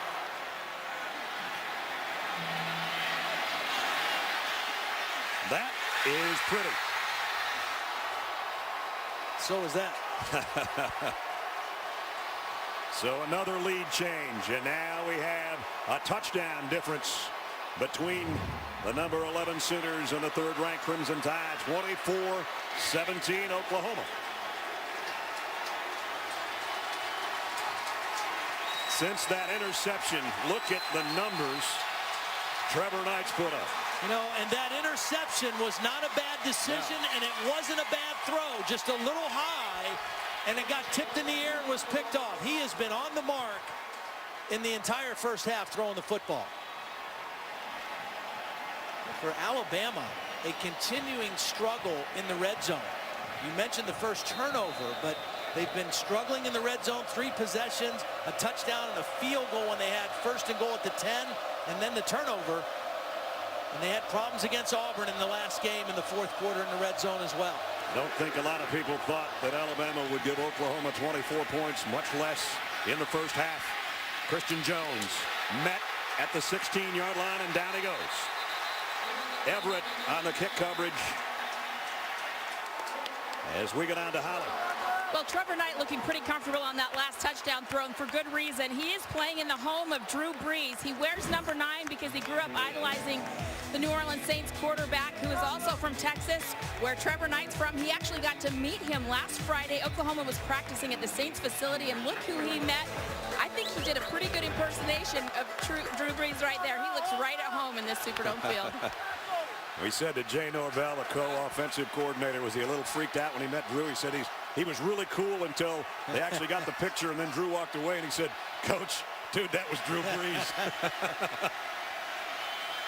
So now A.J. McCarron playing behind by a touchdown. And it's Henry. And the big fella gets out for what looks like another first down. Alabama with 2 timeouts, lots of time here in the first half, and you've got a senior quarterback who is the winningest quarterback in school history. So you've got some faith in him and trust in him. Once you get that first down in this drive, then you put it in your quarterback's hands in the 2-minute offense. Yeah, there's not going to be any panic in number 10. Not at this point. Late blitz coming. McCarron comes to the near side, complete to Kenny Bell. And Bell's got it out around the 34-yard line.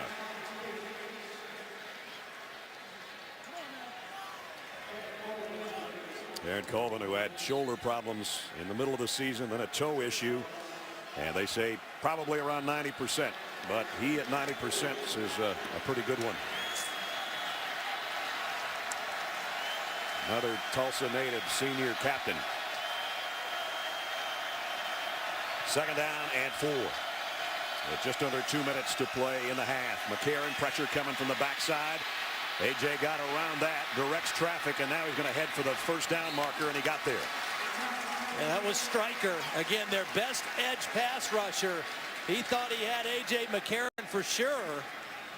Cyrus Kouandjio does a nice job just taking him outside enough to enable McCarron to step up inside and scramble for the first down. And Mike Stoops almost got run over there, and now he's yelling at his players for letting A.J. McCarron get that first down. All the Stoops boys are here. I saw all of them yesterday. Mark and Ron, and of course Mike and Bob on the sideline here tonight.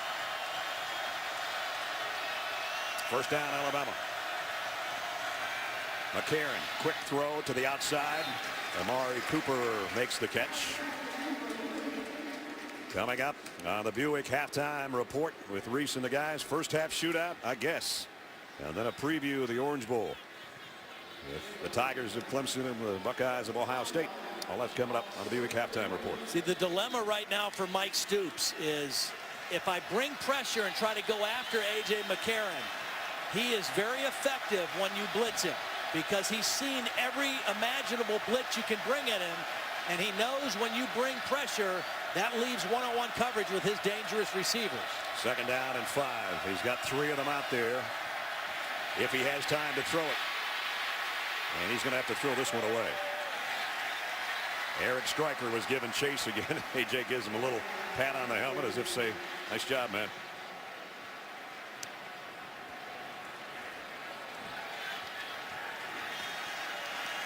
Now it's 3rd down and 5.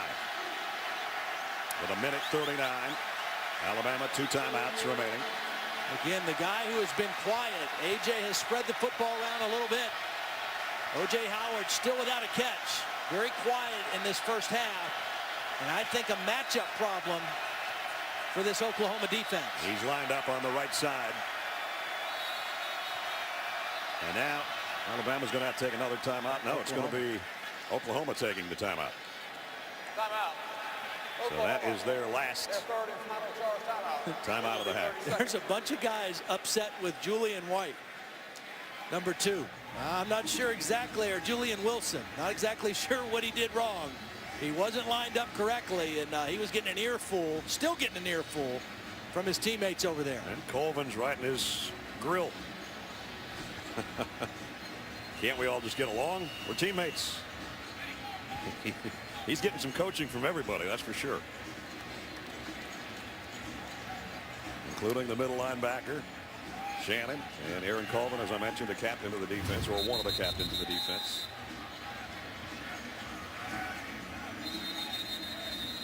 Well, this is an inspired Oklahoma team. Again, you look at the injuries that they've suffered, and the fact that they have fought and clawed and scratched their way to 10 wins and earned their right to a BCS Bowl, and now playing Alabama, a heavy favorite in this ball game, playing them completely off their feet here in the first half. There's a couple of captains that they lost, we mentioned. And they're starting signal caller on defense, and they're starting nose tackle. 3rd down and 5. A.J. McCarron in trouble. Got away, at least for now. McCarron throws on the run, and it is caught by Kevin Norwood. Wow. Great job by A.J. extending the play. You know, he's extended the play and thrown it away, but on this 3rd down, he says, I got to make a play. He gets away from the rush. Norwood knows where he is on the sideline. Good footwork on the sidelines and a beautiful throw by A.J. Kevin Norwood gets overlooked sometimes. He was voted a team captain by his teammates. Pretty honored, and that's his first catch of the night, and it is a huge one. At the 48-yard line, 1st down tied with 1:29 and 2 timeouts. McCarron again has to be on the move and throws it away on the sideline. Right now, Oklahoma getting decent pressure, only rushing 3 or 4. And that enables them to drop coverage, and that's why we've seen A.J. have to throw the ball away a couple times on this possession.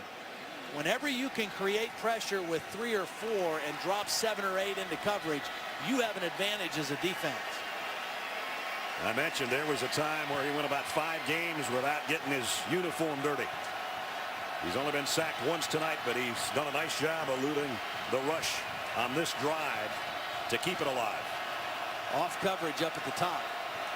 2nd down and 10. Here comes the blitz. McCarron lets it go, and he's picked off. Sanchez all the way to the 15-yard line.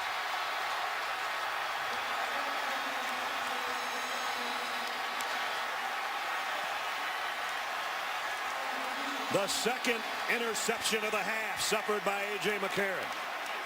A well-timed blitz.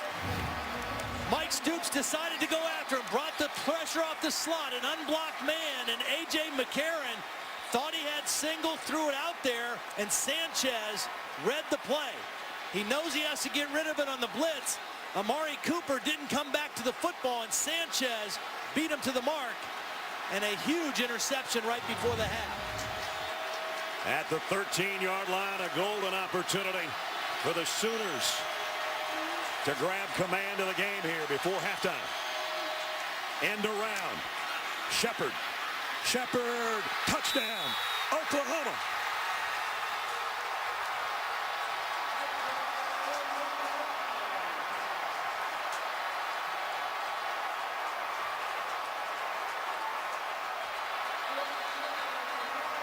Man, oh man, have they taken opportunity by turnover to turn them into points.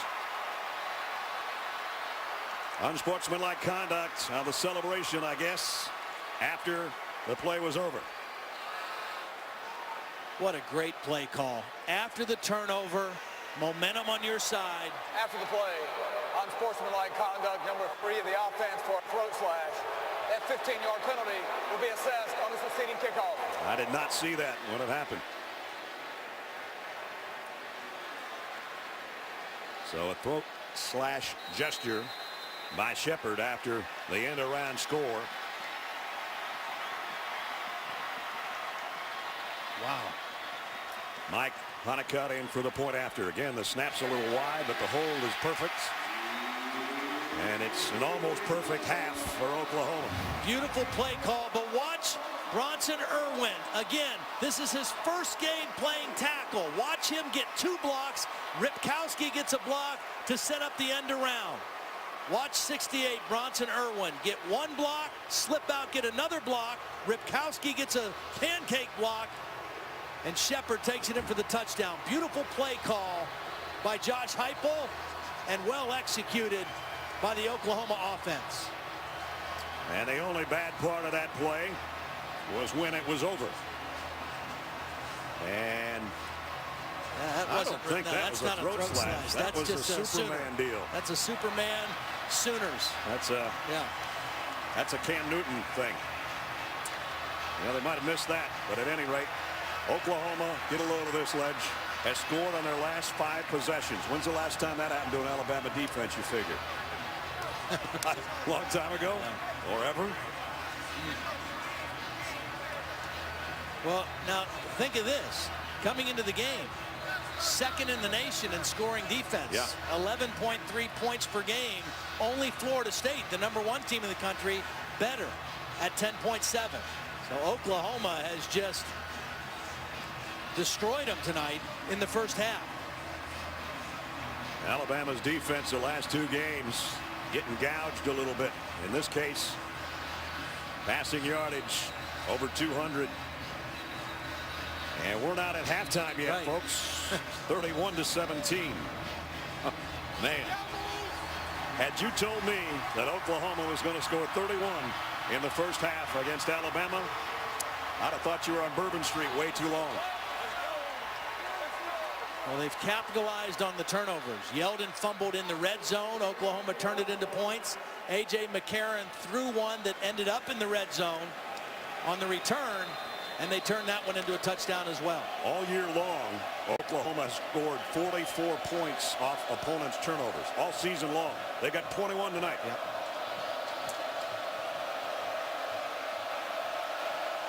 Because of the penalty, this kick should be easily returnable by Christian Jones, and it will be from the 10-yard line.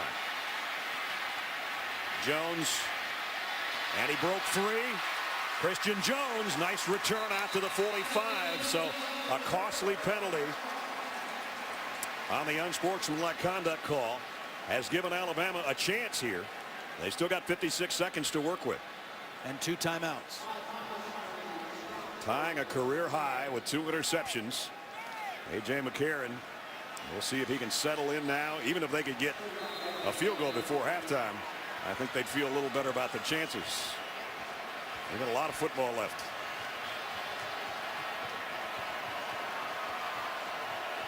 Mike Stoops just waited to the perfect time to call a pressure. He played coverage, he played coverage, he played coverage, and he went with pressure and forced the turnover the last possession. They're going to bring pressure again, and McCarron has to throw it into his own bench.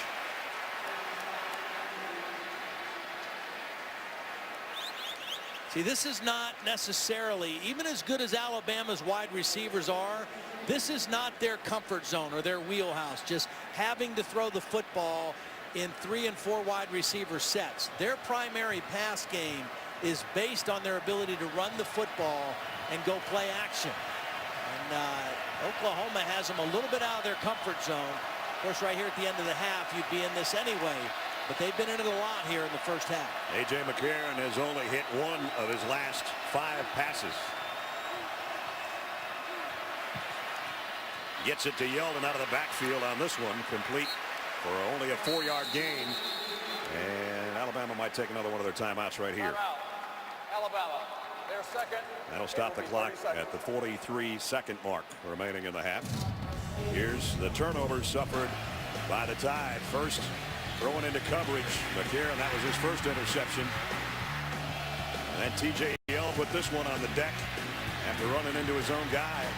And that turned into points for the Sooners.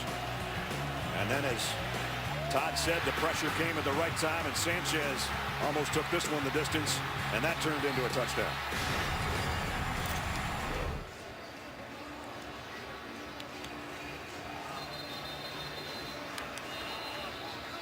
Tonight, 21 points surrendered off those turnovers by Alabama.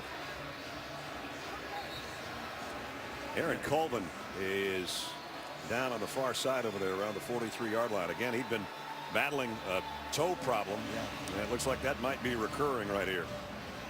Very talented corner, one of the best in college football, and he's had a kind of a hard year because of the injuries. Had a shoulder injury early, had the toe injury most recently. Be interesting to see if he's able to go in the second half.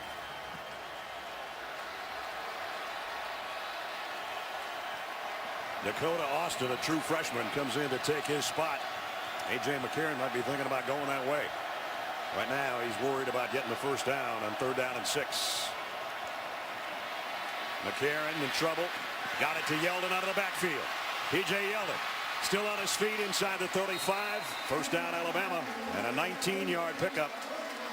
Nice job by A.J. McCarron, hanging in the pocket until the last possible minute, and then finding his outlet receiver Yeldon for the first down. Clock starts again after they move the chains. McCarron on first down. Throws complete, but it's in the field of play here to Kevin Norwood. Use that last timeout right here. Oklahoma had an extra guy on the field. I think that's what the penalty is going to be.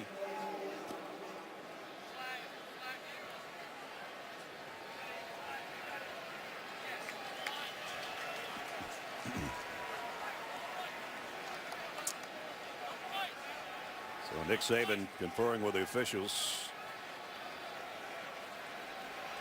And the referee, Brad Allen, wants to know his options. Right.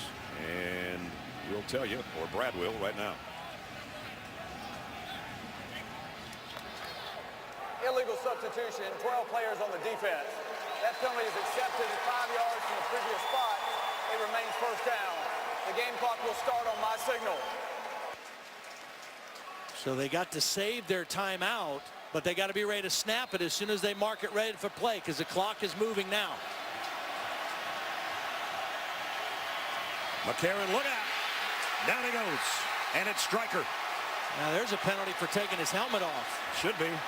I don't know that anybody saw him do it, but that's a penalty. Timeout. Alabama. Their third and final. That's the second sack of the night. He's so quick off the edge. And Cyrus Kouandjo's the best offensive lineman for Alabama, but he's just not quick enough to take care of Stryker off the edge. Great first step, dips his shoulder underneath, and then gets to A.J. McCarron. And at the end here, he took his helmet off. That's a penalty. Very fortunate none of the officials saw him. Now he's that fast. Yeah. With everything he does. And that backs it up to the 36-yard line. I'm not going to say they were in any way, shape, or form in field goal range before, but that sack doesn't help. Yeah. Well, and attempting a long field goal with not much time left. That's not a good thing for Alabama. That doesn't bring back very good memories for Alabama. Foster's long this year is 53 yards. So second down and 14, only 11 seconds remaining, and no timeouts left. 3 wideouts to McCarron's left. He's looking that way. Throws back across the middle, got to get out of bounds, and Norwood did. With 4 seconds left, a 21-yard pickup. And here comes the field goal unit. Kouandjo got the best of Stryker that time. Ended up on top of him on the ground at the end of the play, and A.J. McCarron did a nice job, again, extending the play and finding his reliable receiver, Norwood, for the big completion. I said earlier, even a field goal would help the feeling of Alabama heading to the locker room. So here it is, if they can make it. 32-yard attempts by Cade Foster. A.J. McCarron to hold. Kick by Foster up, and it's no good. Wide right by just a little. Yep, it's that kind of feeling when you're looking for at least 3 points if you're an Alabama fan. Let's check in with Holly and Bob Stoops. Coach, what does it do for this team's confidence to hold them without a field goal there and all the turnovers you've created? Well, you know, our guys, we came in confident. We've played some good football through the year. Guys are executing in a good way and forcing his hand a little bit. You are getting great pressure on A.J. McCarron, sometimes without blitzing. What's enabling you to do that? 19, Eric Striker's a great blitzer for us. 85, Geno Grissom, both have had great pressure tonight. They're good pass rushers, and they're having trouble blocking them. Thanks, Coach. All right. I don't think a lot of folks thought that Oklahoma would score 31 points in the game, much less in 2 quarters. Missed it by that much. Still 31-17 Sooners at halftime. Reese and the guys in the Buick halftime report coming up right after these messages.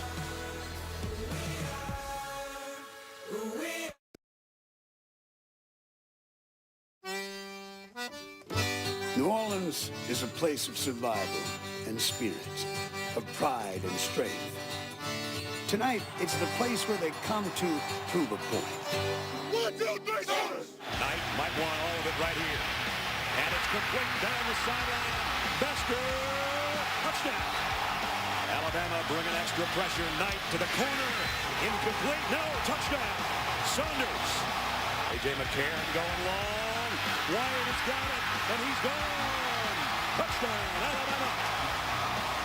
Knight's going to go long down the sideline. Oh, what a catch. Touchdown. End around. Shepard, touchdown, Oklahoma. And we welcome you back to New Orleans and the All-State Sugar Bowl. And what a first half we had. The Sooners trying to pull the shocker, and they lead it 31-17 over the Crimson Tide of Alabama. Welcome back inside the dome, everybody. Brad Nessler with Todd Blackledge. Alabama's on pace for about 700 yards of offense, and they're behind by 2 touchdowns. Unbelievable. They averaged over 9 yards per play, but turnovers, always one of the biggest stories in any ball game. 3 turnovers that led to 3 touchdowns for Oklahoma. And then going back to the Auburn game, some of the same problems. Number 1, the red zone. Only 5 scores in 10 of their last 10 attempts in the red zone. And field goals. They've only made 1 field goal out of their last 6 attempts. And that field goal right before the half, you mentioned it, just for momentum's sake, as Oklahoma starts with the football. Alabama needs to get a stop here from their defense and then get back into running the football and doing what they do well. Alabama in those 4 red zone possessions got a touchdown and a field goal, and then a turnover and a missed field goal at the end of the second quarter. And that allowed Oklahoma 17 unanswered second quarter points. Hopefully the second half is filled with as much excitement as the first. And let's check in with Holly Rowe. Holly? Well, Nick Saban told me that their coverage was trying to play to account for the option or the zone read with the quarterback and that mobile quarterback. And he said, as a result, they're nickel and diming us to death in the flat. So look for them to change their coverage, how they're lining up to stop some of that short passing game that Oklahoma's had so much success with. And then he said, how about 3 turnovers? We cannot turn it over 3 times and expect to have any kind of success. We've got to limit the turnovers in the second half, and people just need to do their jobs and execute what they're supposed to do. Well, a defensive-minded coach like Nick Saban and Kirby Smart, his defensive coordinator. Let's see what they come up with. First down to open the third quarter for the Sooners at the 25. And whoa, that's the way you start the half. You know what? I was just about to say they have to figure out a way to make Trevor Knight uncomfortable, because he was comfortable the whole first half. First play, this is uncomfortable when a defensive tackle lands on you like that. They did a lot of throwing on first down. Knight was 9 for 11, 134 yards, and a couple of touchdowns on first down. That time they tried to run, and Alabama got the negative play. Negative play to make it 2nd down and 15. 4 wide receiver group for Knight this time. Quick throw on the slant and dropped. Jazz Reynolds should have had it. He knows it. And it's 3rd and 15. We said earlier, I said, I wonder when the last time there was 5 possessions, all scores against the Alabama defense. Our guys downstairs dug it up 10 years ago against Tennessee, but all of them were in overtime. Good job, gang. Incredible. But this is the way Alabama wanted to start the 3rd quarter defensively if they can get a stop here on 3rd down and 15.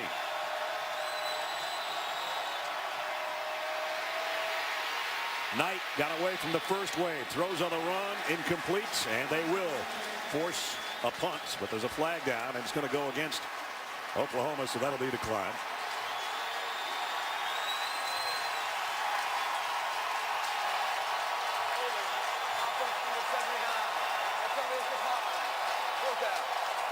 And this is the first time we're going to have a punt from Oklahoma.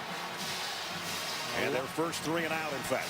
A lot of enthusiasm on that Alabama sideline after that 3 and out, too. Should be good field position once Barnett kicks this, as Christian Jones waits back on the other end at the 40-yard line.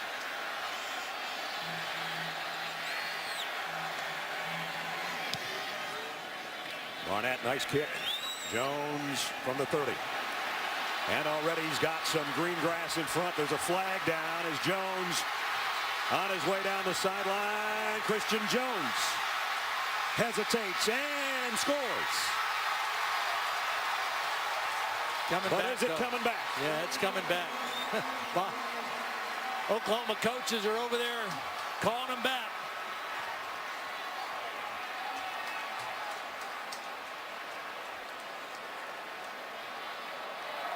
During the return, there are multiple fouls on the receiving team.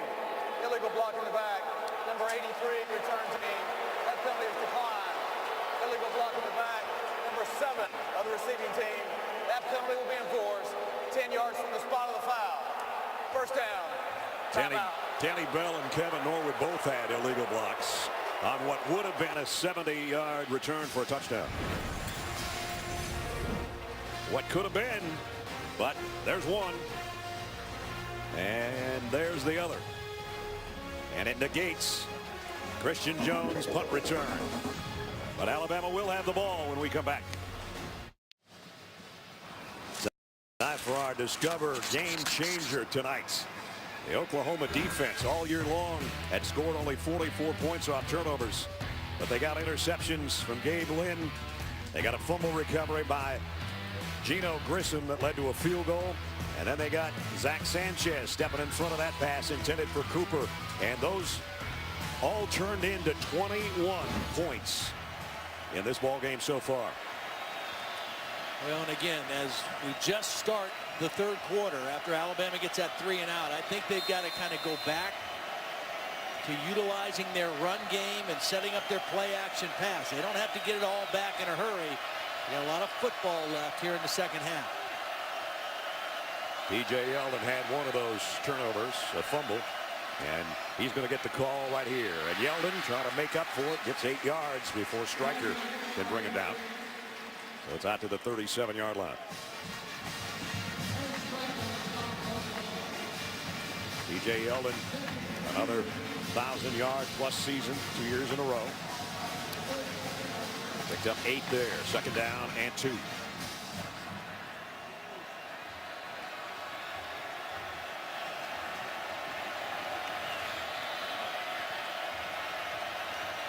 And we got motion on the left side. That's Cyrus Kouandjio. You know, Eric Stryker has kind of gotten into the head of Cyrus Kouandjio in the 1st half. I mean, they had a couple times when they went after each other at the end of the half before they left the field. They had a little bit of jawing back and forth at each other. And right there, you can see just a little anxious blocking Striker off the edge. He's going to go over the other side this time. Austin Shepard can worry about him, or the tight end. That's Amari Cooper in motion. Second down and 7. E.J. Yeldon, a little hesitation, lost his own footing. And Frank Shannon was there to make sure he didn't go any further. He's going to bring up third down and a couple, maybe 3.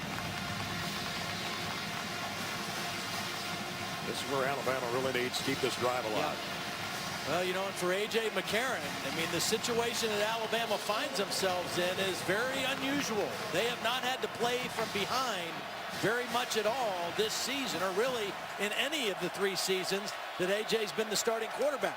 They're 5 out of 7 on the third down conversions. 3rd and 3 here.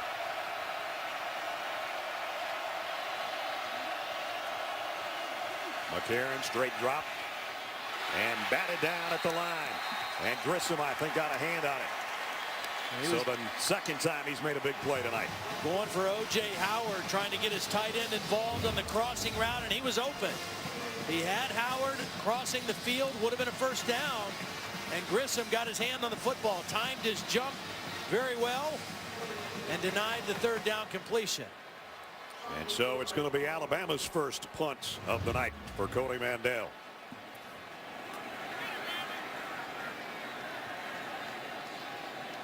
Sam Mosley, his protector there, number 32, making sure everybody's lined up right. Mandel's kick a mile in the Superdome sky lights and lands down at the 23-yard line with a fair catch. So Oklahoma getting set to go back to work on offense in the All-State Sugar Bowl when we come back.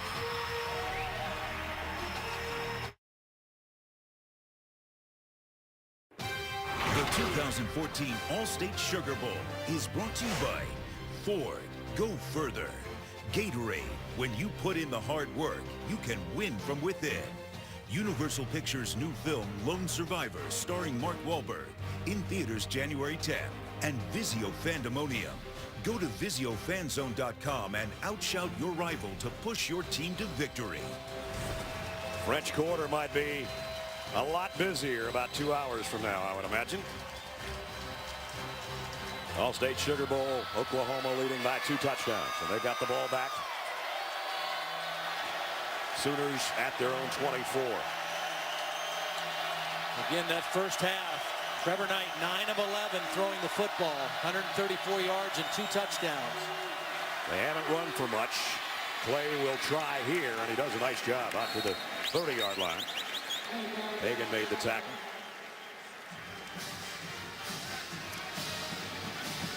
Brendan Clay, when he goes over 100 yards rushing, they're 3-0 on the year, but he hasn't had much tonight.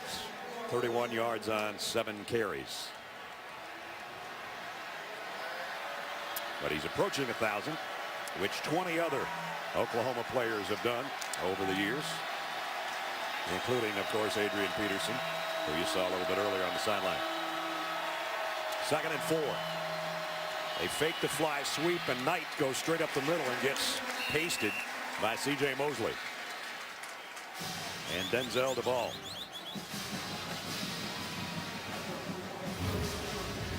Mosley is a very active guy. You know, he and DePriest are kind of the leaders in that defense. They make the calls. They read things quickly. Bring up a 3rd down and short. C.J.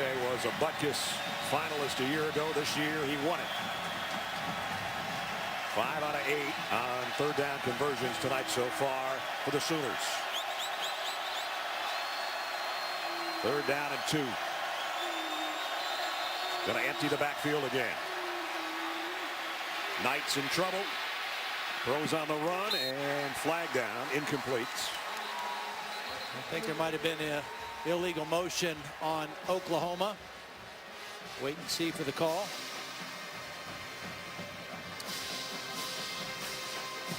And it is against OU.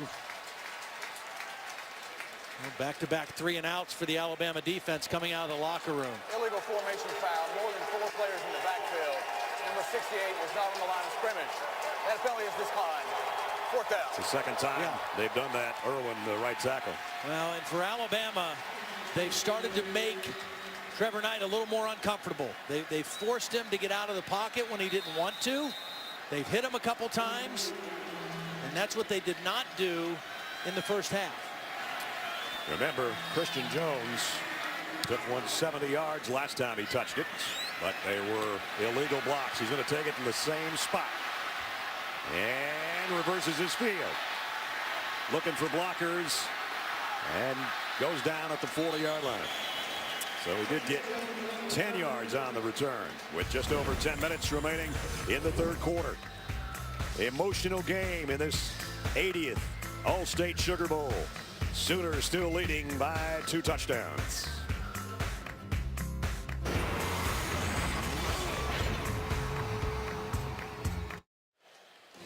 Take you back 5 years ago in the Sugar Bowl. Alabama met 6th-ranked Utah. And after falling to Florida in the SEC championship and missing out on a chance at the BCS title game, Utah jumped all over them 21-0.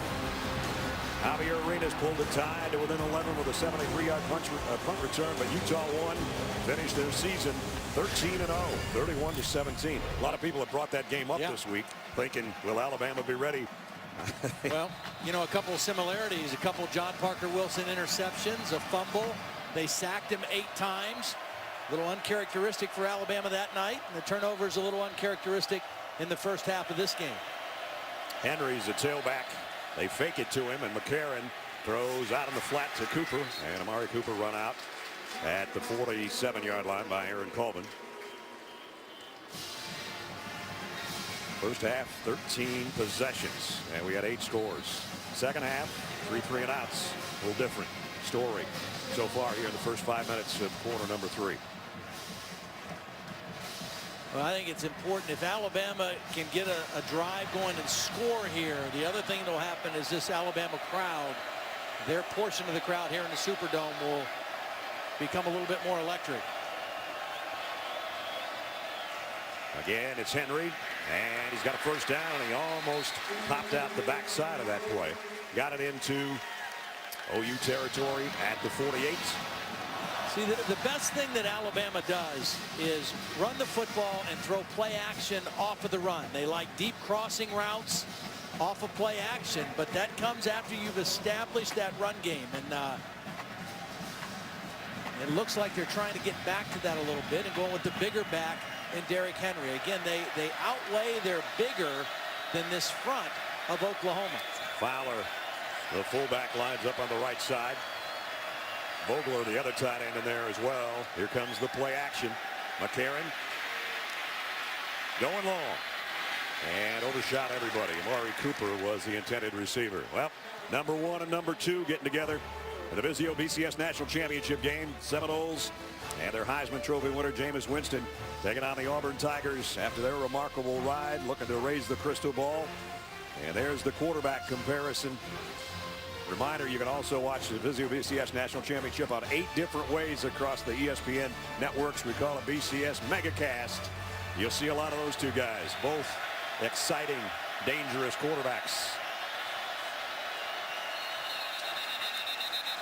Quanjo might have come out of his stance.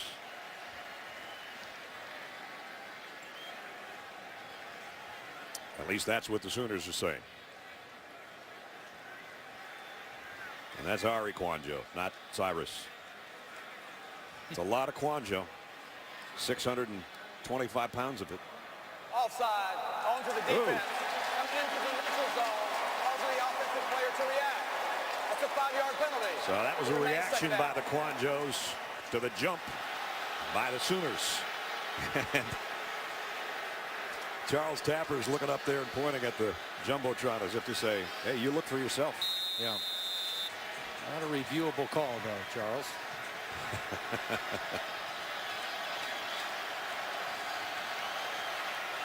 So second down and 5. Henry stays in there. They're weak on the right side of the formation. If Alabama runs there, here goes Stryker moving over late. Henry. This time he does pop out the backside. Derrick Henry, foot race, touchdown.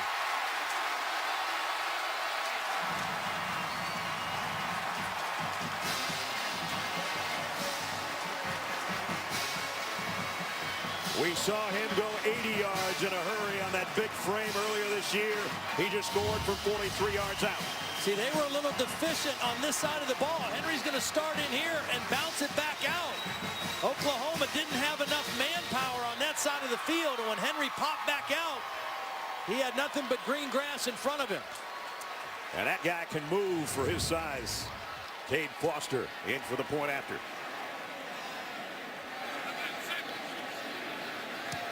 Up and good. 8:49 remaining in the third quarter. Just what the Alabama doctor ordered. A big play. And they get it from their freshman. 60-yard drive in just 4 snaps. And it's 31-24.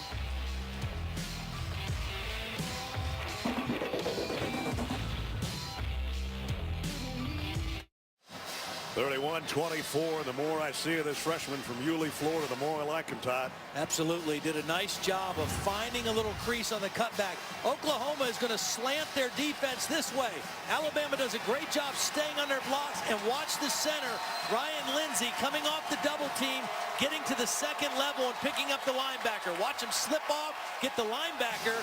Henry slid right between that crack and then showed his speed, getting it to the backside of the play.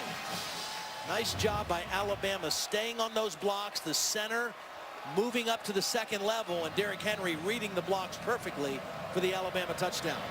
And just before this kickoff, the Alabama sideline getting into it. Everybody, as you said, trying to get the Tide fans back in it. They're back in it. It started with their defense. That first 3 and out, making Trevor Knight a little uncomfortable, and they've kept it up. This kick to the goal line to Roy Finch. And Finch trying to bust it outside. Lost his balance a little bit, but still got a nice return at around the 24-yard line as we check in with Holly. Well, guys, I've been on the Alabama sidelines for their last 2 national champions, and understandably tonight, it's just very different. It's just a little bit quiet, a little bit flat.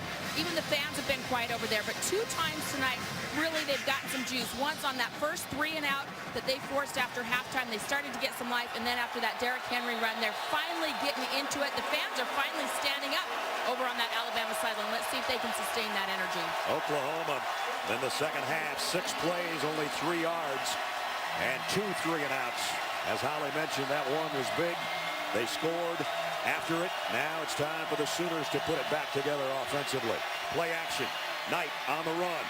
And throws a little bit high. Saunders couldn't handle it. And incomplete. It'll be second down. Well, Holly mentioned what Nick Saban said in that first half. Too much off coverage. Look now. Up on top of the receivers on first down.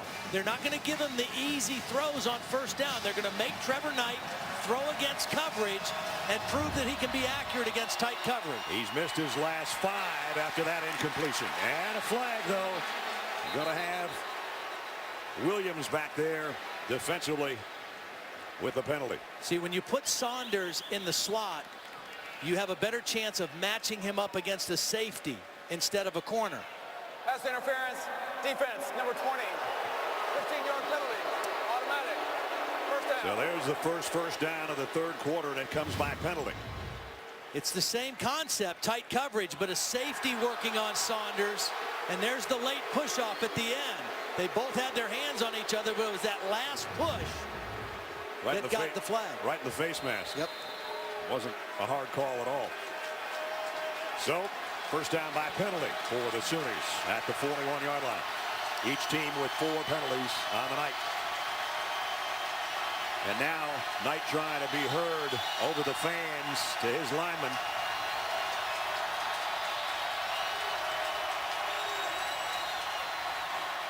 Brandon Clay puts his head down, but he's going down for no gain. Trey DePriest with a tackle. Well, one of the advantages that Trevor Knight has is his center, Gabe Ikard, one of the smartest guys in college football. Scholar athlete. Quick snap. Play again wrapped up. And this time he's going to lose yardage. And it's Trey DePriest again. Trey DePriest is a physical inside linebacker. He's 6'2", 245 pounds. And when he comes downhill, he and C.J. Mosley, they are loads to block. You think it was loud before? Yep.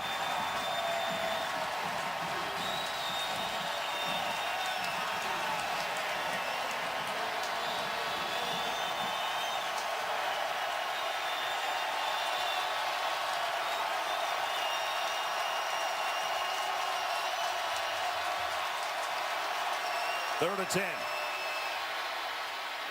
Out in the flats, complete, but nowhere near the first down marker. Oklahoma started the game 5 for 5 on 3rd down. Since that time, 0 for 5. A renewed energy from the Alabama defense.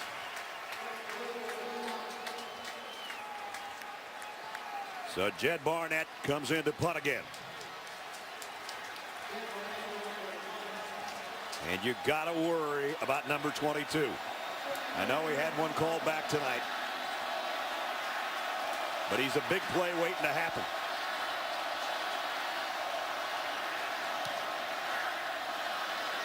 He's not going to get a chance here. Has to call fair catch, and he lets it go, and it goes all the way to the end zone. He guessed right. He made that fair catch, ran away from it, and just hoped, please spin forward and not backwards. Well, we've had a lot of offense tonight. I think that we're going to have the same thing tomorrow night.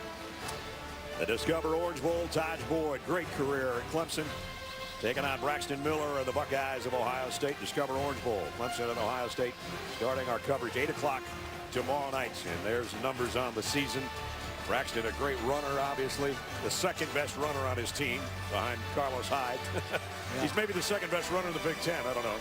He's in the ballpark anyway. And Taj Boyd, who caps off his Clemson career tomorrow night. It'll be a dandy. Well, Bama was down 14. That tied their largest deficit this year. They were down 14 to Texas A&M. They cut it to 7. And now looking to tie it. And Amari Cooper took his eyes off that one just for a second and dropped it. Now, when you throw on first down, I mean, I like it. I like it because defense is thinking run at least 50% of the time. But when you miss or you drop balls and you put yourself in 2nd and 10 against a good defense and an active defense, that makes it a little bit more difficult. Again, Derrick Henry getting the bulk of the work so far in this half at tailback for the Tide. Quick throw out in the flat. Cooper looking for blockers. Got the first guy to miss, and he somehow got 12 yards. Great block by Christian Jones. I mean, there were 2 defenders, 1 blocker and 1 receiver, and Christian Jones did a great job getting his block. Watch the block on Colvin. And then Cooper takes care of the other guy. Makes one guy miss, picks up 1 block, picks up a first down for Alabama. There's the block, and then there's the move. And 12 yards later, it's at the 32-yard line. And again, we have not seen a completion to O.J. Howard tonight. The tight end, he's on the left side of the Alabama line right now, and a 2 tight end set. Vogler's in the backfield on first down. Henry straight up the gut, and he breaks tackles, and he might go again. Wow, what a run to the 48-yard line of Oklahoma.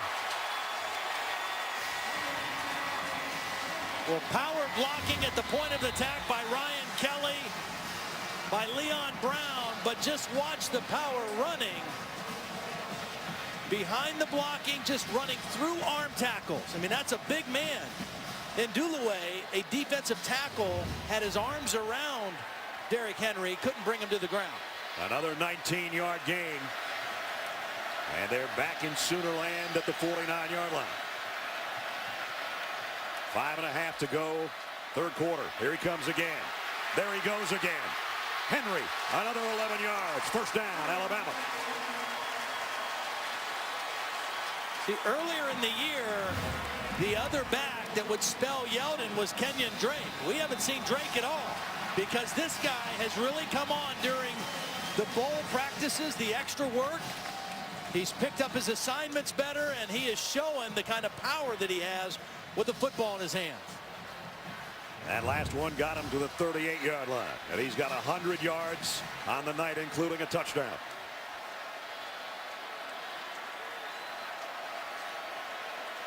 Now Yeldon's back in there to give Henry a breather instead of the other way around.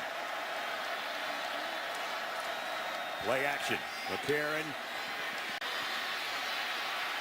He's going to keep this. Yeah, good decision. See, Oklahoma has not quite overcommitted to the run, and they're still playing coverage. So even though they ran the ball well and they tried to go play action, Oklahoma had everything covered. It's a good decision by McCarron to get yardage that he could get positively and then get out of bounds.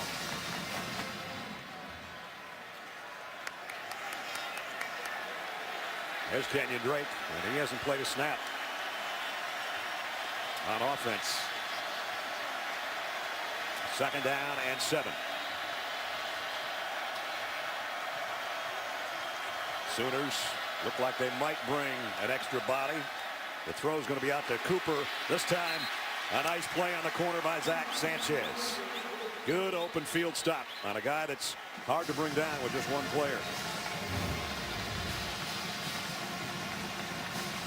Tried to check to the same thing the other side. This time Christian Jones blocked inside, left the outside man unaccounted for, and Sanchez made a nice open field tackle.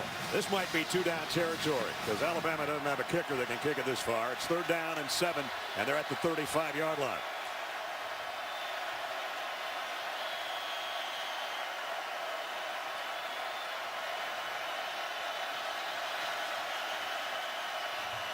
McCarron. He's got to get rid of this one because there was just too much pressure coming again.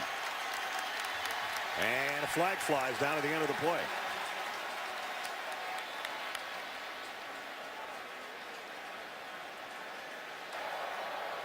Intentional grounding. Offense. Number 10.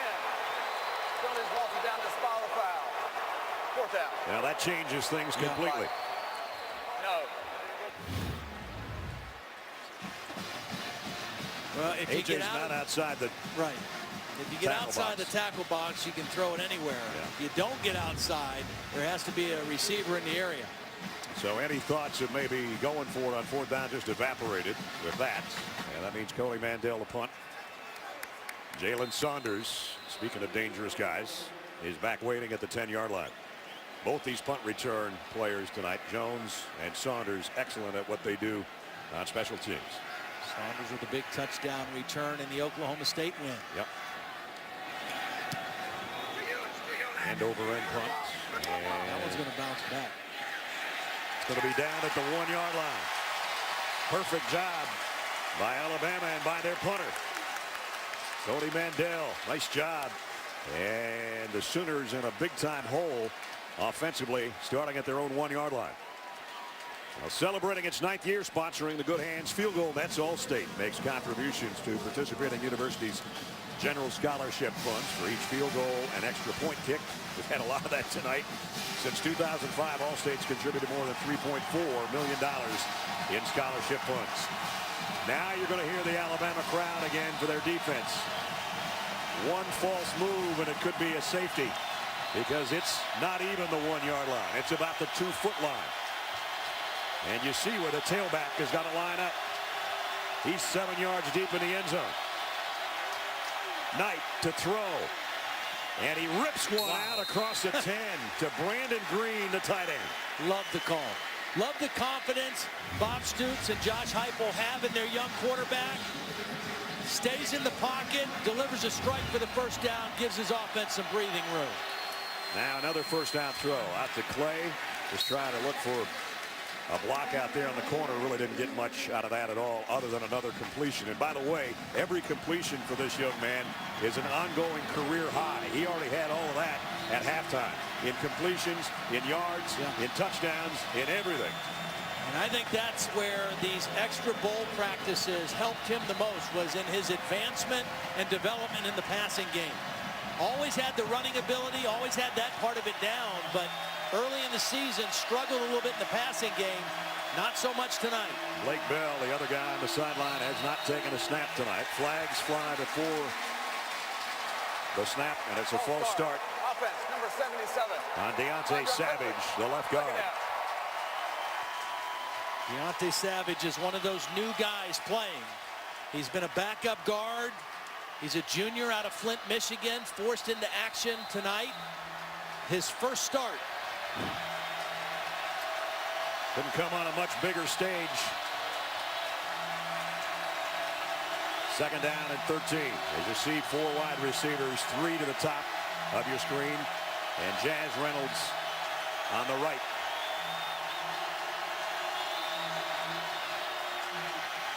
Again, flip out to Clay, and Mosley's all over it.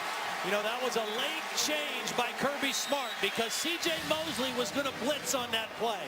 And Kirby Smart got a hold of his attention and changed the defense at the last minute. And Mosley, instead of blitzing, was ready for this flare pass and made the tackle for short gain. Now Knight's near his own goal line. Throws on the run and incomplete. Nope, it was caught.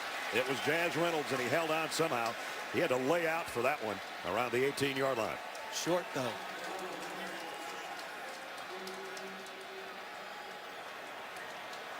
And it's 4th down and about 5, maybe 6. Time to punt.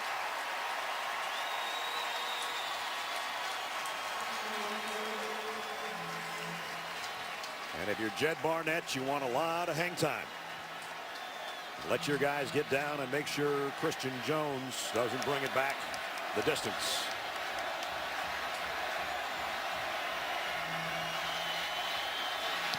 Ooh, they came after it. They sure did. One is short, but it does take a bounce in the favor of the Sooners, but still good field position. Really good field position. Let's check in with Holly.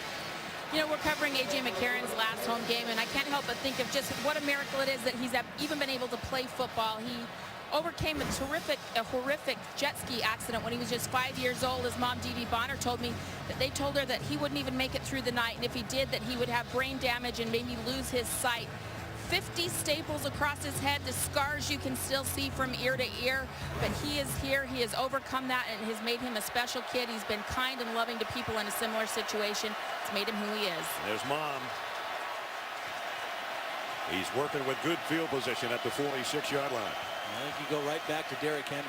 And Henry's going to be bottled up this time. Nice job by the Sooners defense. One of the things the Sooners are doing at times is they can go to a bigger lineup. A guy, P.L. Lindley, number 40, has played a lot tonight.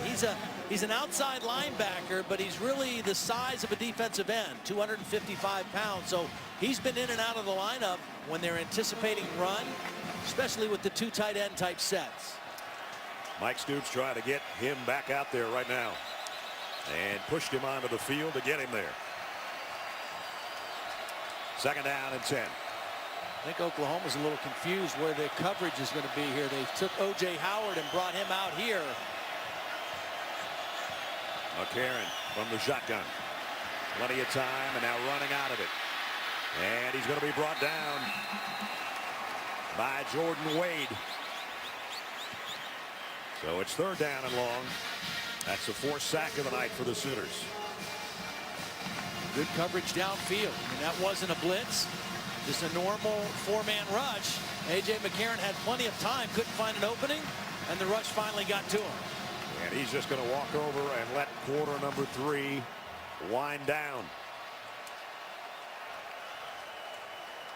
What a final 15 minutes we're going to have from New Orleans. The All-State Sugar Bowl. It's seesawed back and forth. Alabama has drawn closer, but they still trail. 4th quarter coming up. 31-24 OU.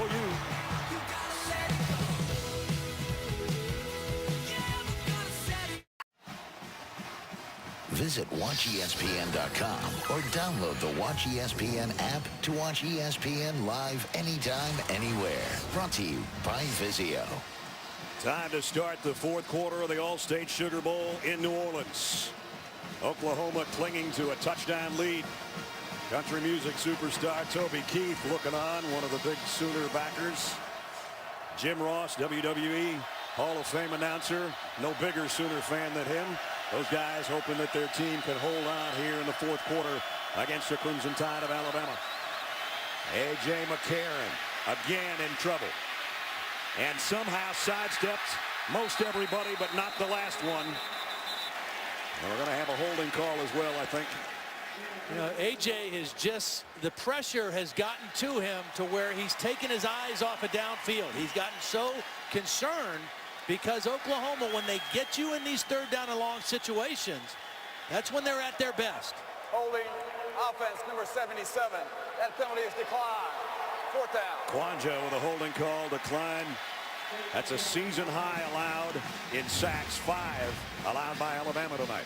See, the quick pressure gets A.J. more concerned right up the middle. That's hard to deal with. Now A.J.'s seeing the rushers, and he's not seeing the receivers down the field, just running for his life at that point. So Cody Mandel's got to kick it away. And way down there on the other end is Jalen Saunders, who has a touchdown as a receiver tonight.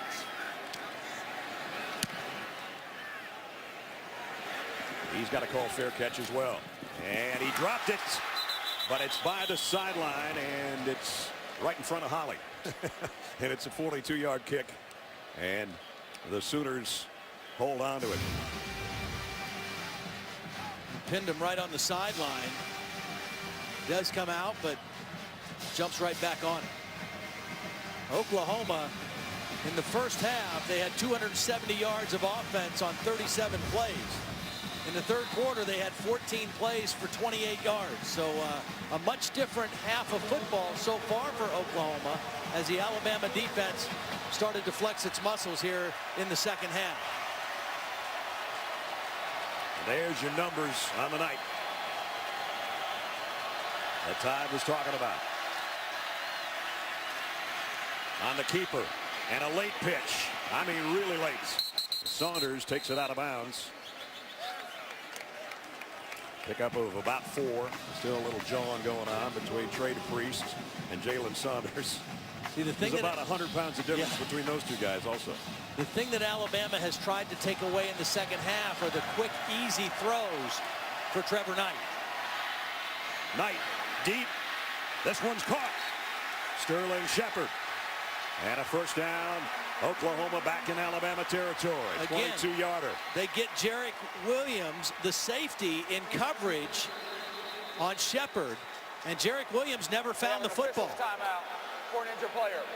And again, Jazz Reynolds tried to get to the sideline, and he went down, so play is stopped here. That play is under further review. 2 guys down, actually. You know, I mentioned the fact early in the game on the back shoulder throw by A.J. McCarron. If there's tight coverage, that timing and ball placement win every time. Well, if a defender has his back to you, I don't care how close he is to you, the guy's still wide open. And this catch is under review, by the way. See, Williams never found the football. His back was to the quarterback the entire time. Shepard sees the ball all the way, and Williams, when he did react, it was late. I think that's a catch all the way as well. I don't think he ever lost possession of it or juggled it at all, but they're taking a look at it. Meanwhile, Deion Blue, starting corner, coming off, shaking up for Alabama. Jazz Reynolds, one of the 4 receivers, went off to the other side for Oklahoma, all in one play. Well, Maurice Smith is in, so right now both corners for Alabama are true freshmen. After further review, the ruling on the field stands. First down. First down right at midfield. Eddie Jackson, number 4, Maurice Smith, number 21. I guess they're not really freshmen again, like we said about a few other players at this point in the season. Please reset the play clock for 40 seconds. Thank you.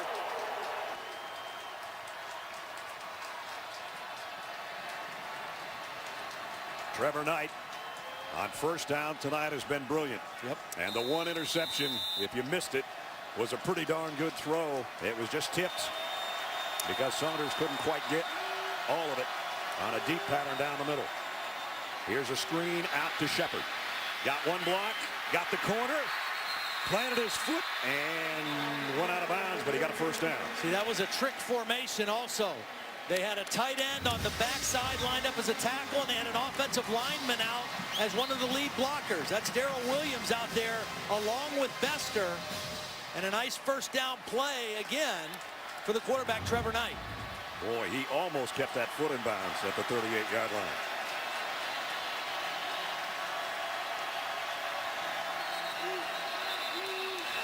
And again, we've got a false start. Number 77.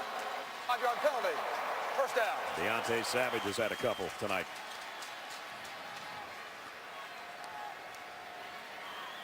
Let's check in with Holly.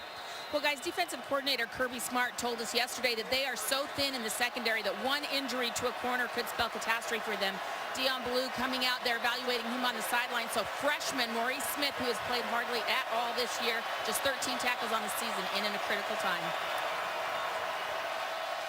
Trevor Knight has hit his last 7 passes again. 1st and 15. That's 8 in a row. Whew. And a flag. We're going to have a targeting foul here. Or is there something else happening on the outside? It could be an illegal pick by the offense. We'll have to wait and see. I think that's what it's going to be. Pass interference, offense, number 3. 15-yard penalty from the previous spot. 1st down.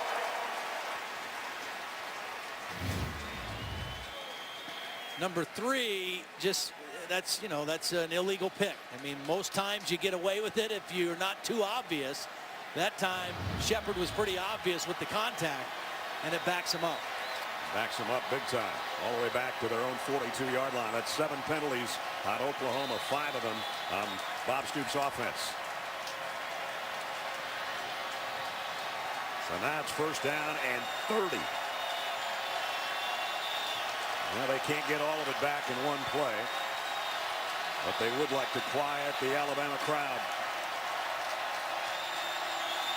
They move Shepard, and they're going to flare it out to him. Well, you got some of it back. Well, he's shifty. I'll tell you, he and Jalen Saunders are not real big, but they are shifty in the open field. Difficult guys to get on the ground. Sterling, whose dad, the late Derek Shepard, was also a wide receiver for Oklahoma back in the mid-'80s.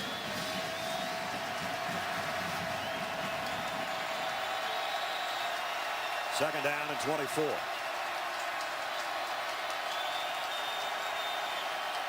And again, Knight has a look to the sideline and now trying to relay the message over the din of the Superdome crowd. Play clock down to 5 right now. Better hustle. Here comes a blitz. Knight backpedaling, throws and completes it to Clay.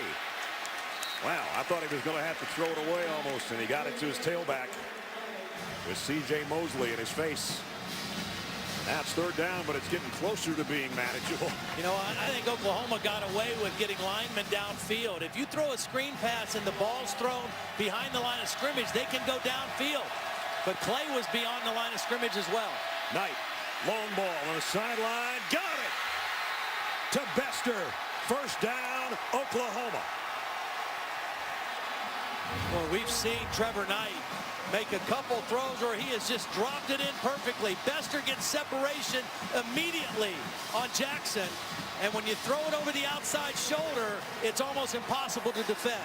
Right down the chimney, good for 34 yards. And Duvall with a hit on Clay right at the line of scrimmage. But it's 2nd down and goal.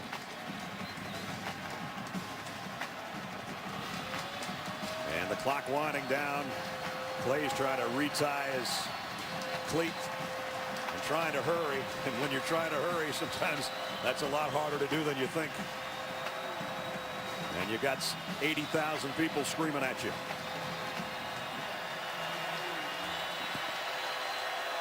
Knight in the pistol set with Clay right behind him. That's Bester in motion. Knight wanting to go to the right side.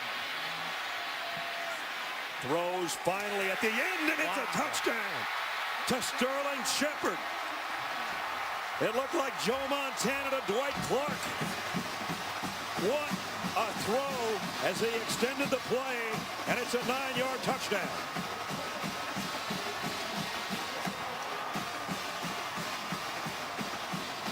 The 4th touchdown pass of the night for Trevor Knight.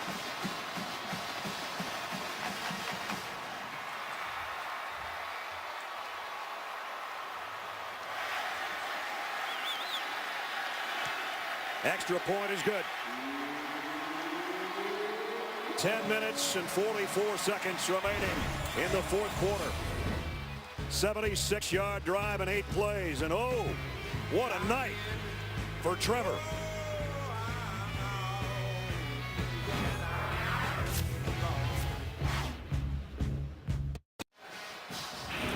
Welcome back to the All-State Sugar Bowl as another touchdown has made it a 14-point game again.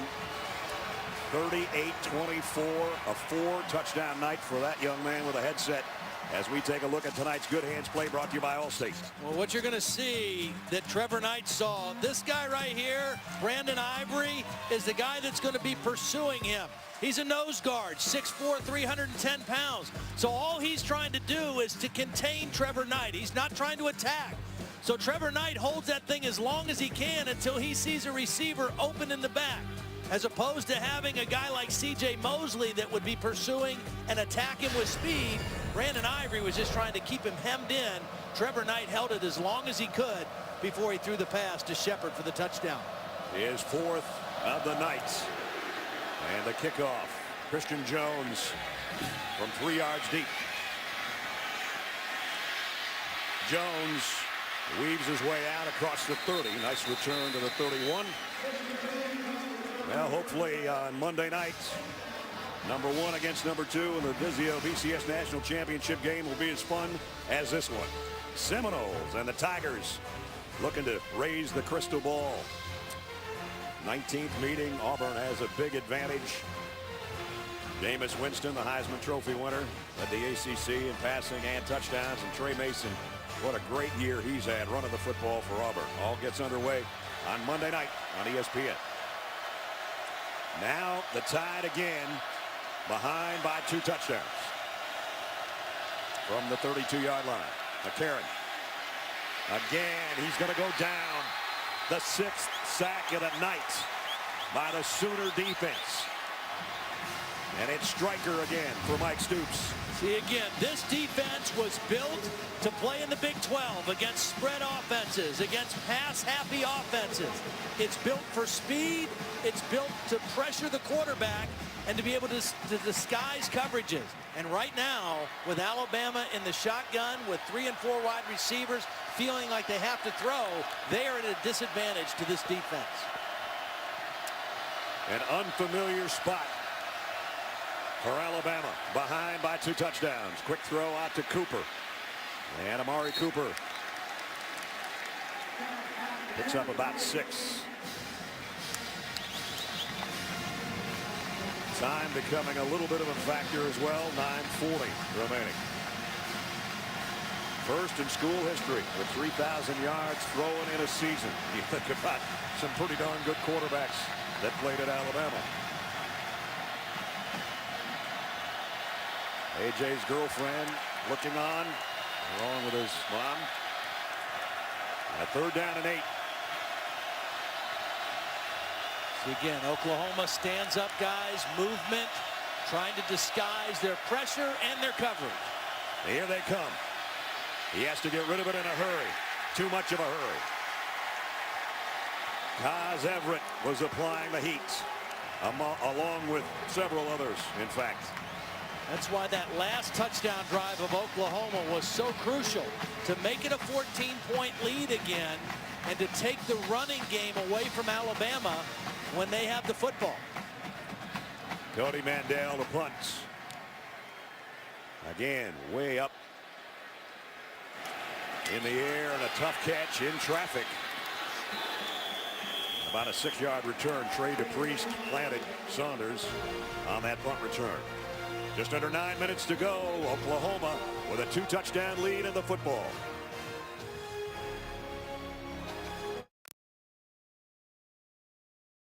The 2014 All-State Sugar Bowl is brought to you by Allstate. Are you in good hands? Lexus. The Lexus December to Remember sales event is here, now through January 2nd. Taco Bell. Sometimes you gotta live Mas.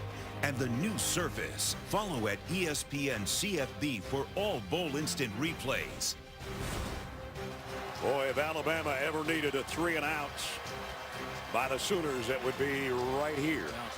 2-touchdown lead for a 2-touchdown underdog.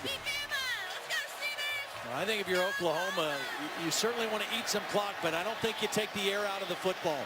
You stay aggressive. You trust your quarterback. He was 6 for 6 for 92 yards on that last drive. He's hit his last 11 passes. Here's Bronny Clay trying to take it wide. He'd like to stay in bounds. I don't think he did.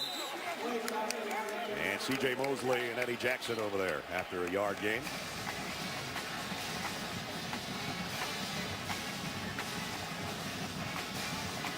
You know, I don't think you have to go hurry up. You know, use as much clock as you can while it's running, but I think you stay aggressive in terms of mixing run and pass and trusting that your young quarterback is going to make good decisions with the football in his hands. Most touchdowns in a bowl game by an Oklahoma quarterback, as you saw, when you consider Landry Jones and Jason White and Josh Heupel and Sam Bradford. This kid is lighting it up. This one he's got to just get rid of as far as he can throw it. Tight coverage, press coverage by Alabama. They're going to another corner now. Cyrus Jones, number 5, is in there. Eddie Jackson still in. He has replaced Maurice Smith. Of course, Dion Blue came out injured earlier, has not returned to the game. Well, 3rd down and 9. This would be the play the Alabama defense needs right here. They got to get it back in the hands of A.J. McCarron. What a job on 3rd down throwing the football for this young fella.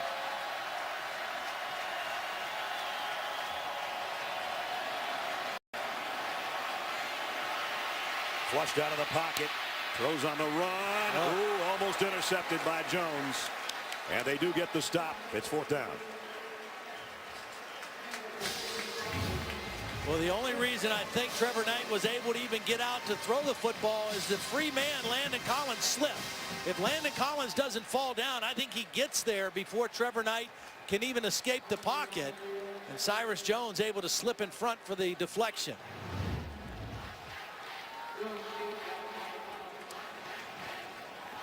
Christian Jones waiting on Barnett's punt.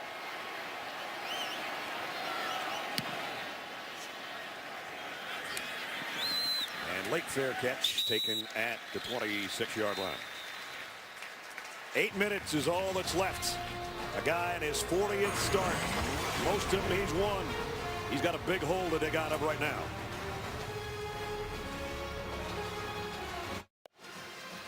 All right.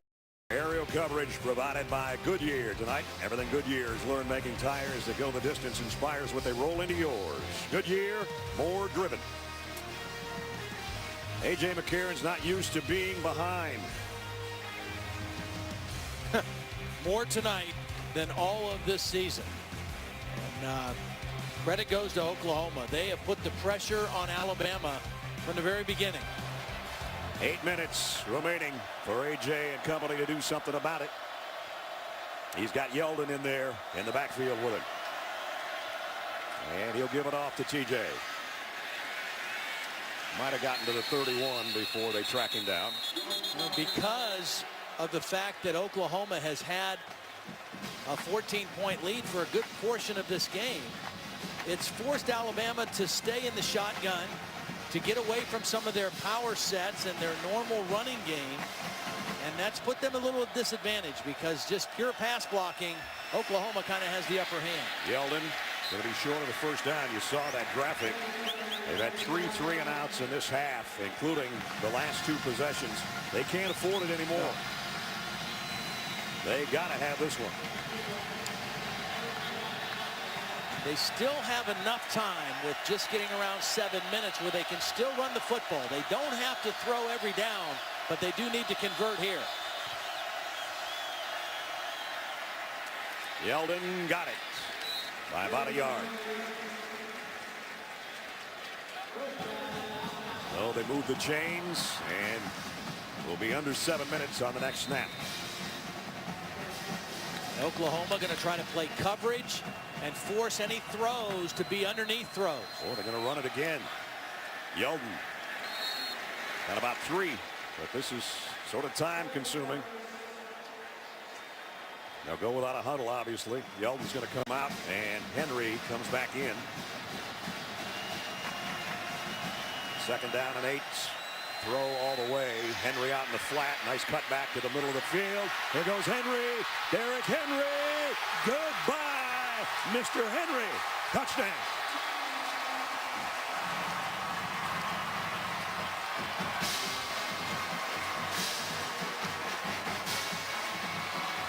61 yards for the score, and it's far from over in New Orleans. What a cutback, and what a stiff arm on Jordan Wade to just kind of propel him into the secondary and then outrun some tired defenders. Wow.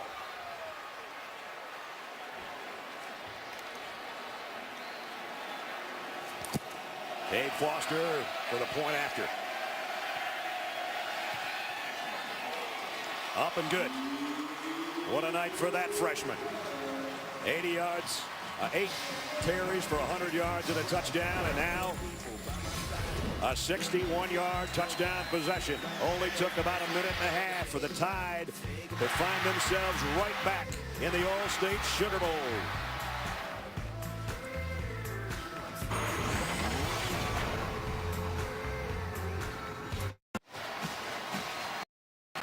Back to a 7-point game that I mentioned. I like this kid. When a guy has a hot hand, you keep feeding him the football. Now you're going to see 2 guys on the Oklahoma defense that are a little bit tired.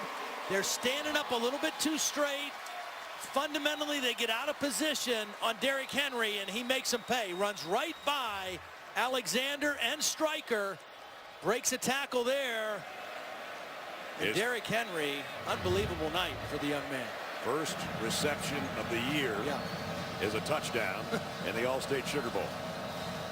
And A.J. McCarron now has a new career high in passing yards. It's an evening for career highs for both quarterbacks. And the game very much still in doubt now with 6:22 remaining.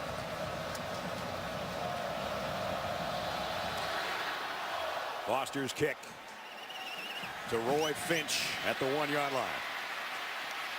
Finch to the edge, and now back to the middle, and he got it out to the 30, and a flag down.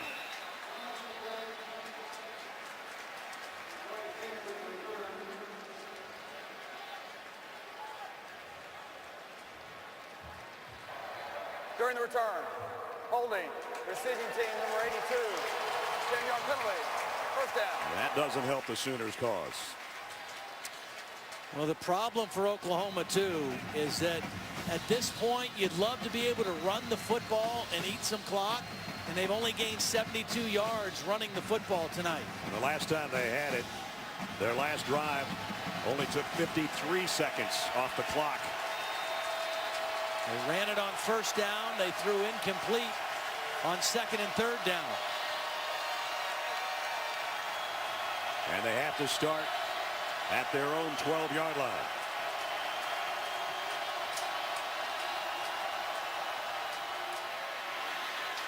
Clay had to really work for one. Trey DePriest in on another tackle. And we'll work it under 6 minutes remaining in the fourth quarter.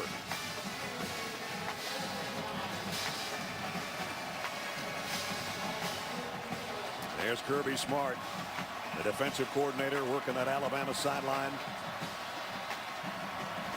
Not accustomed to giving up this kind of point total to anybody.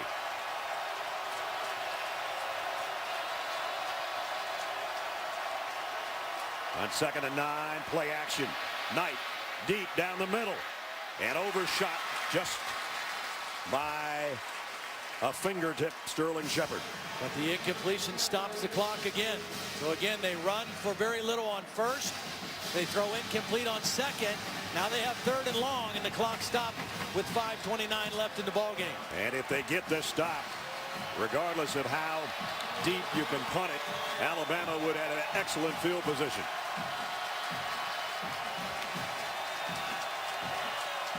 And you can hear the noise level from the Alabama faithful again for their defense. Bester has been a good matchup on the outside with his height. 3rd and 9, blitz coming. They go with the screen to Clay. Did he get there? Yes, he did. Huge conversion there. Tough running by Clay. After the catch, knowing what he needed for the first down, not wasting a lot of time dancing around, getting his shoulders right up the field. Gabe Ikard is center with the key block out in front of the screen. Watch number 64 get the block on Pagan. Got 10 yards on 3rd and 9. So first down, Oklahoma. Sooners at their own 23. And they're going to work it down to 5 minutes here at the snap.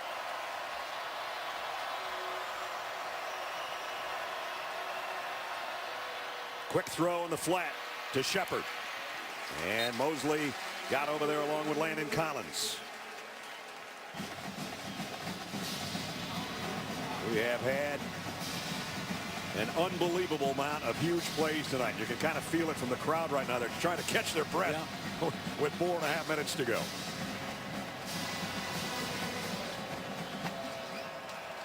Both teams with all 3 of their timeouts left. Alabama at some point, if they don't get a stop here soon, is going to have to think about using some on defense. Working the play clock down as far as he can as Trevor Knight's down to 5. And they're going to take a timeout. Timeout. So there goes the first timeout First charge for Oklahoma. 30 seconds. With 4 minutes and 11 seconds remaining, you got a senior on one side starting his 40th game and looking for his 37th win on one side, and then you got Trevor Knight, who was in and out of the lineup this year, but boy, what a night he has put together for this young guy, the redshirt freshman out of San Antonio, Texas. And as Holly said earlier, where's number 9 because of another San Antonio native, Drew Brees, and he's looking a little bit like Drew tonight. Well, he started the first 2 games of the year, injured his knee against West Virginia, was out for a while. They went back to him to start the last 2 games, and he hurt his non-throwing shoulder in the Bedlam game against Oklahoma State. He's fully healthy tonight, and this is by far the best he has played and the most complete game he's played, throwing the football and running the offense. 80 Sugar Bowls, and it's the first time ever both quarterbacks over 300 yards in the air. It's been that kind of evening. Here's a middle screen, and Finch almost broke that one. Got tripped up by Adrian Hubbard, or he might have been off to the races. As it is, he got 15 yards. C.J. Mosley read screen, but he didn't read middle screen. This was a beautiful call by Josh Heupel. Mosley knew a screen was coming. He filtered out to pick up Finch, and Finch cut right back inside for another first down conversion. And now we're under 4 minutes, and another first down for the Sooners. So they've already accomplished what they couldn't on the last drive, and that's use some clock.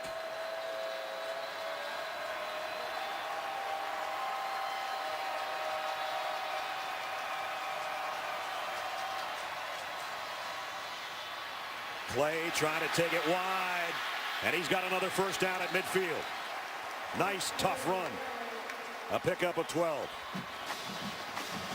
Nice job on the outside by Shepard, the wide receiver, getting a block on the safety. Josh Heupel has called a brilliant game tonight. Watch Clay bounce it outside, pick up a block from Shepard on the safety, Collins, and that enabled him to get it outside for another first down. Oklahoma 10 yards on one play, then 15, then 12 more. And the clock winding down to the 3-minute mark. And they've got it right at midfield. Two of the biggest names in college coaching squaring off here in a classic. Clay got a couple. Hubbard's draped all over him.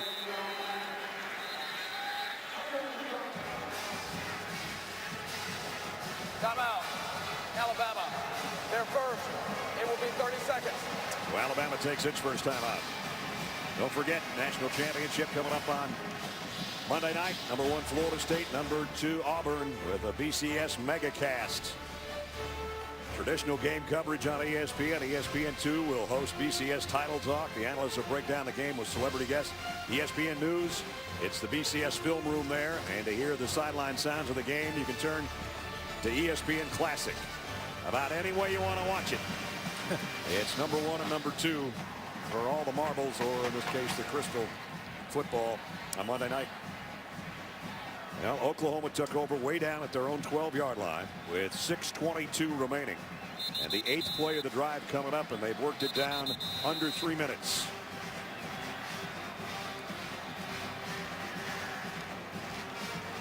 Coming into the ball game, Alabama, first in the SEC, 5th in the country in total defense. And Oklahoma and their young quarterback, Trevor Knight, have kind of carved him up tonight, with the exception of the third quarter. He's almost got as much yardage as the rest of the season combined. Second down and 8. Trying to get his fullback shifted over to the right side. The snap came. I think they're giving him a whistle. Play clock, timeout, Oklahoma. Their second, it will be 30 seconds. Now that shouldn't happen following a timeout, that's for sure.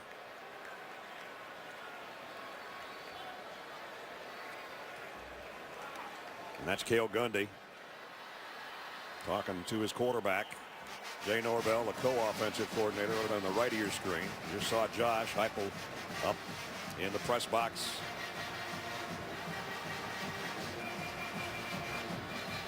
So that's the brain trust for Oklahoma.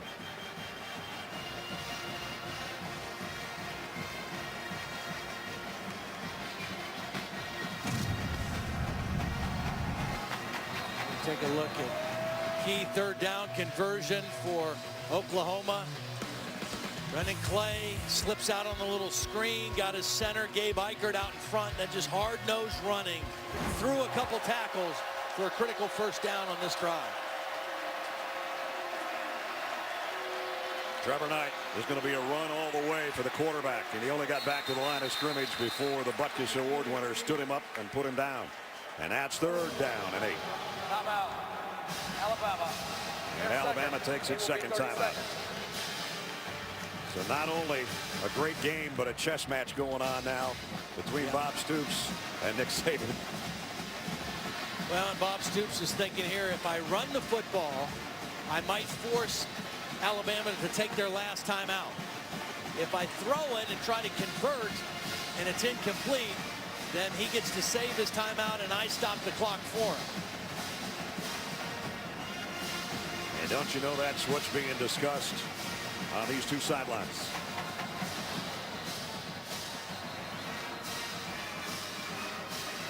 One guy's won 165 games. Nick Saban, Bob Stoops, 159. Might even see another screen. It's been kind of effective for Oklahoma, particularly on this possession. We've seen a wide screen and a middle screen both to convert first downs on this drive. Two backs in there right now, Finch and Clay. Alabama thinking about bringing some pressure on Knight, and here they come. Knight over the middle. Had to thread the needle, looking for a flag as Shepard, and he got one. Pass interference coming up. It's a grab. Pass interference, defense number 20. Spot foul, automatic first down. I think Jarek Williams grabbed him when Shepard broke inside. Watch him reach out and grab him. Right there. That's a penalty. He did get the other hand in front, but with his left hand, he grabbed him as Shepard beat him to the inside. So a huge first down by penalty for the Sooners, and they've got it at the Alabama 38-yard line, and Alabama's only got one more timeout.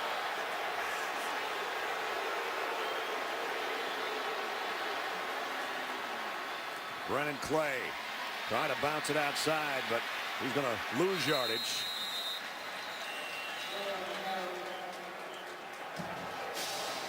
And Alabama takes its final timeout. Their third and final will be 30 seconds. Well, that's the last time they can stop it.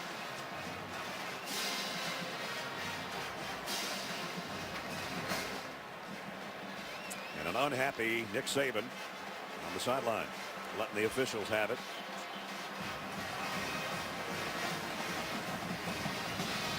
So it's going to be second down and 13.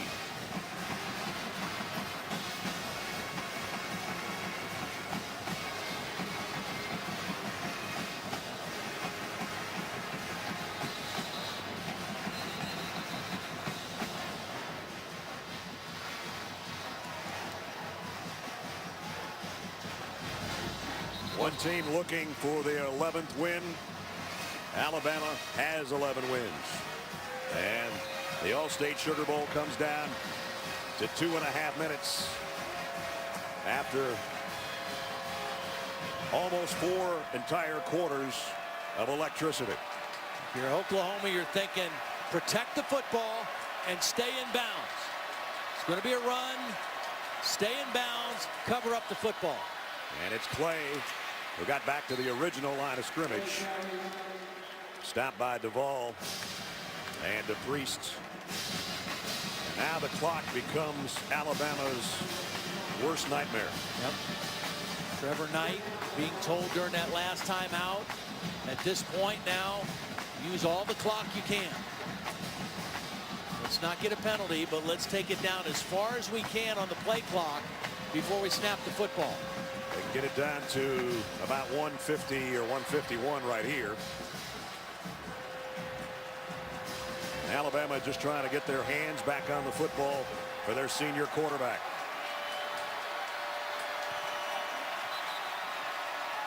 Play action. Knight just going to look for a place to land, and it's right there. So it's 4th down.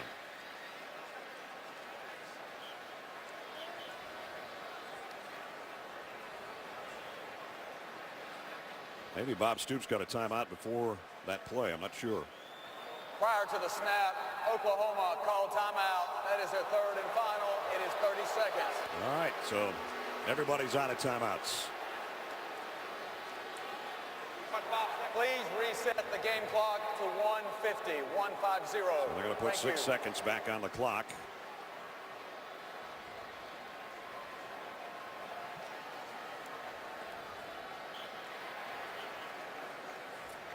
Oklahoma clinging to a touchdown lead, but a big 3rd down coming up. If they can somehow convert it, that's the ball game. Don't forget, stick around for the Ford ECS postgame show after the game. A look back at what has been one of the best All-State Sugar Bowls maybe ever. And there have been a lot of great ones in the previous 79 years. Again, Knight and the offense took over at the 6:22 mark. And now it's down to 150.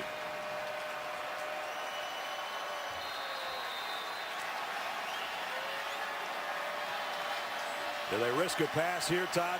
No, I think they run it. I think they maybe put the quarterback on the edge, tell him to stay in bounds, get what you can get.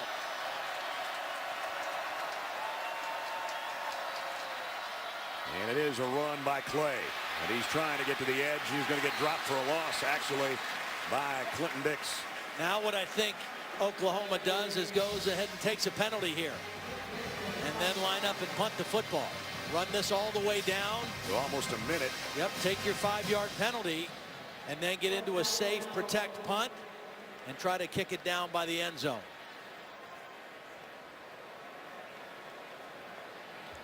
The goal here is to leave Alabama with as little time as possible. Keep in mind, though, the last Alabama touchdown only took them 1 minute and 35 seconds. That was because of Derrick Henry going 61 yards for a score off the arm of A.J. McCarron. Delay game, offense, 5-yard penalty, 4th down. The game clock will start on the snap. And there's the penalty Todd was talking about. So there's going to be less than a minute to go for Alabama once they get their hands on it.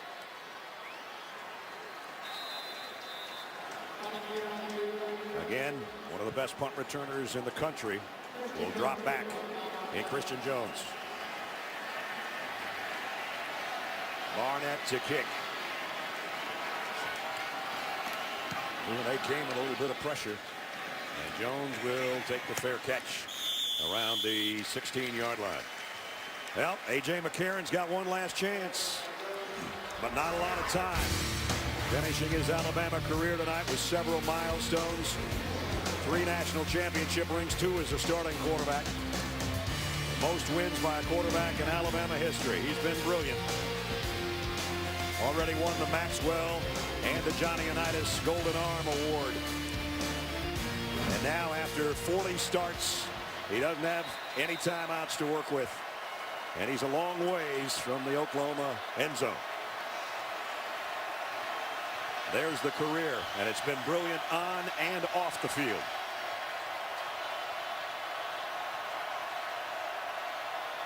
From the 18-yard line. McCarron. Pressure from behind, and the ball is out. And it's scooped up by Oklahoma. Touchdown.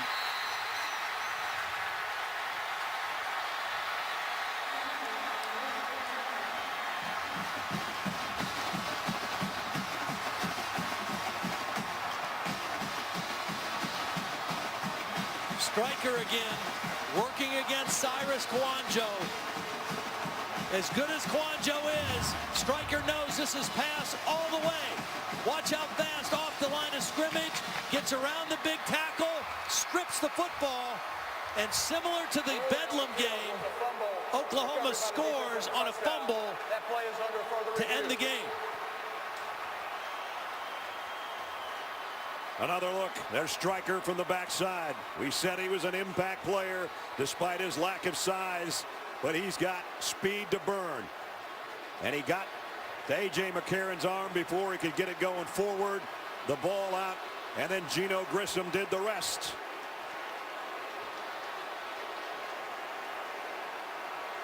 Wow, that's some kind of effort by Grissom. Athleticism. Wow. I think when his knee touched, the ball was across the goal line.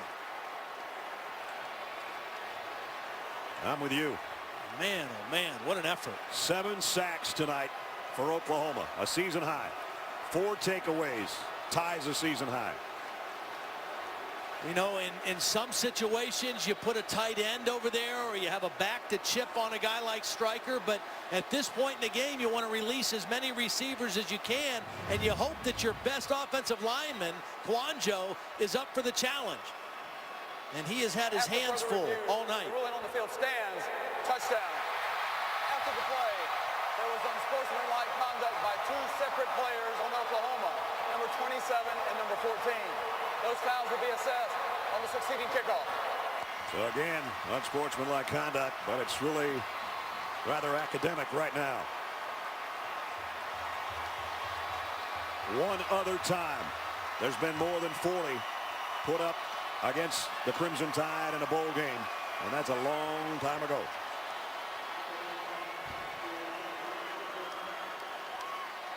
So the dream career of A.J. McCarron is going to have one final sour note tonight. He threw a couple interceptions, and that fumble return by Grissom for the touchdown has pretty much all but iced it. Speaking of ice, I'm sure there's some in that bucket when they find Bob Stoops.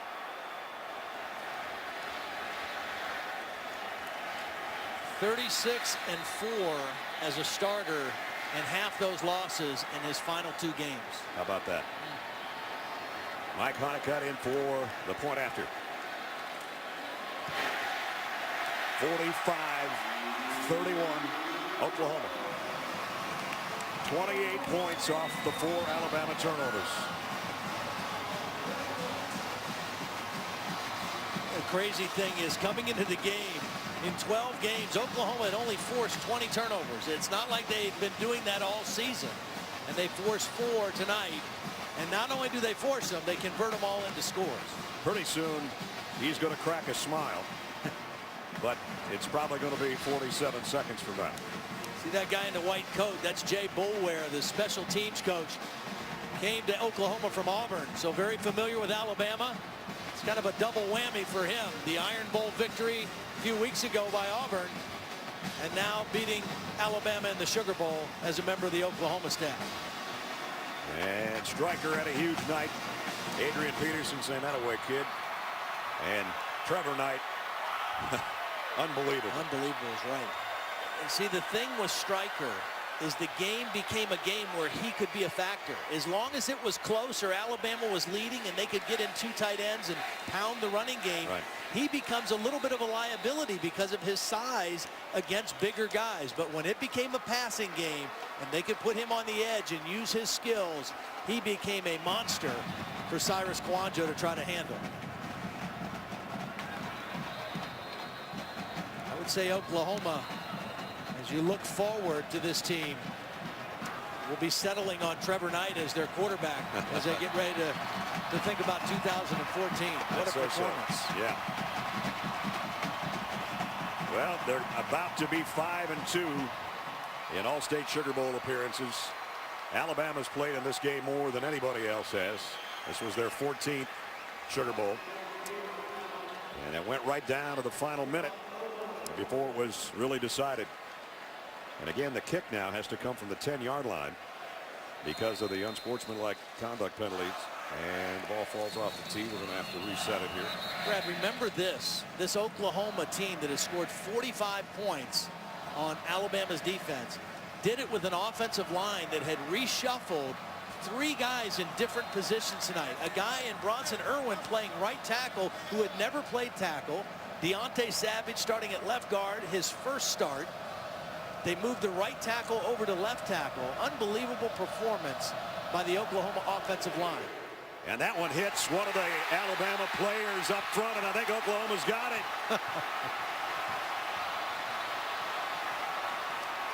How about that? Going to be a fitting finish to a remarkable night. They're just trying to squib this. This isn't an onside kick. No, it's a squib. It just hits Reggie Ragland right between the 1 and the 8. And Gastelum is there on the special teams to basically ice the game right now. And they finally got to Bob Stoops right there. Wow, double duty. What a great coaching job this year by Bob Stoops and his staff, considering the injuries at quarterback, the injuries and the loss of some critical players throughout this season. Maybe as fine of a coaching job as he's had in a long time. And his 160th career victory at Oklahoma is definitely sugar sweet.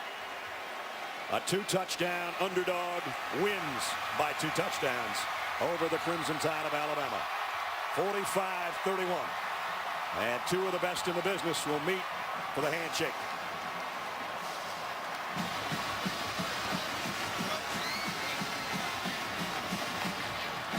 I think Holly's searching Bob out. Big game, Bob. Just won a big game. Holly? Well, Coach, you told me that your kids have had to scratch and claw and fight for everything they got this year. What was the moment in this game where you thought they fought the hardest? Well, you know, there are a lot of moments. I guess I can't, you know, just the second quarter there when we started fighting back and started to get the momentum. And then a couple of the big defensive plays. AJ, hey. Getting a hug from A.J. McCarron, a very special moment for Coach. So anyway, I'm just proud of our players. Feel very fortunate. They're a great group, and so it was a fun day. Alabama's given up 10 sacks all season. You guys had 7 tonight. What was the key to getting after it like that? You know, we can rush. 2 things. We've got individual pass rushers, and then I thought Mike Stoops, our defensive coaches, our blitzes really came home. Our blitzes really, I thought, worked their protection, you know, pretty well, and we got to them. How about your redshirt freshman, Trevor Knight, playing in his first big bowl game? He lit it up. He took care of the football, made great throws, was competitive, showed everybody what we've been seeing for a couple of years. He has a chance to be really special. Thank you, Coach. All right, Holly, thank you. Okay. Trevor Knight on the night, career highs in everything, and the most ever by an Oklahoma quarterback in a bowl game, and that's saying something. And he's about ready to talk to Holly Rowe. Well, you looked so comfortable out there, particularly in the first half when your offensive tempo was really going. Why were you so comfortable? You know, just playing with confidence, knowing that I have trust in my Lord up above to give me the confidence to play, and just knowing that he has my back through every situation. You know, I've battled a lot of adversity throughout the year, but just to come out and get a win like this and let these seniors go out on a good note, it's unbelievable. I thought for a moment, you know, you had on number 9, you had that sweet fade into the end zone in the first half, playing in Drew Brees' hometown. What was that like to meet him and have his influence in this game? Well, Drew Brees is one of my, if not my best favorite player of all time. You know, just the way he leads, the way he plays. To come in here to his house and play like I did, you know, it's a dream come true. Wear number 9 like him. He's down from close to where I'm from. Just something special. All right, this is your first bowl game, a huge win over Alabama. What kind of momentum will this give you, propel you into next season, Trevor? I think it's huge for our program, you know, to get a win like this after nobody gave us a chance throughout the year. And, you know, playing all 3 quarterbacks, testament to Blake and Kendall, just sticking it out, and myself as well. You know, we got to ride this into next year. We know we got, you know, a lot of guys coming back, but we can't settle with this. You know, we want the main goal, and that's the big one. Thank you, Trevor. Thank you so much. I think we know who the MVP is of the Knights. The All-State Sugar Bowl goes to the Sooners of Oklahoma. Their 11th win. They're 11-2. Alabama's season ends at 11-2. The trophy presentation and a lot more coming up after the break. It'll be the Ford BCS postgame show. Final, Oklahoma 45, Alabama 31. Not the way A.J. McCarron wanted to go off, but congratulations to him on a brilliant Alabama career.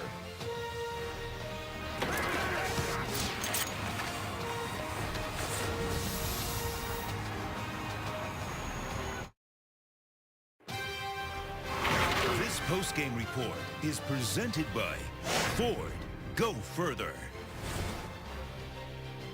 And welcome back to the Ford BCS postgame show from the Superdome in New Orleans. A super game, a classic All-State Sugar Bowl, won by the team that wasn't supposed to win, and this play ended it and actually made the score a little more lopsided than it really was.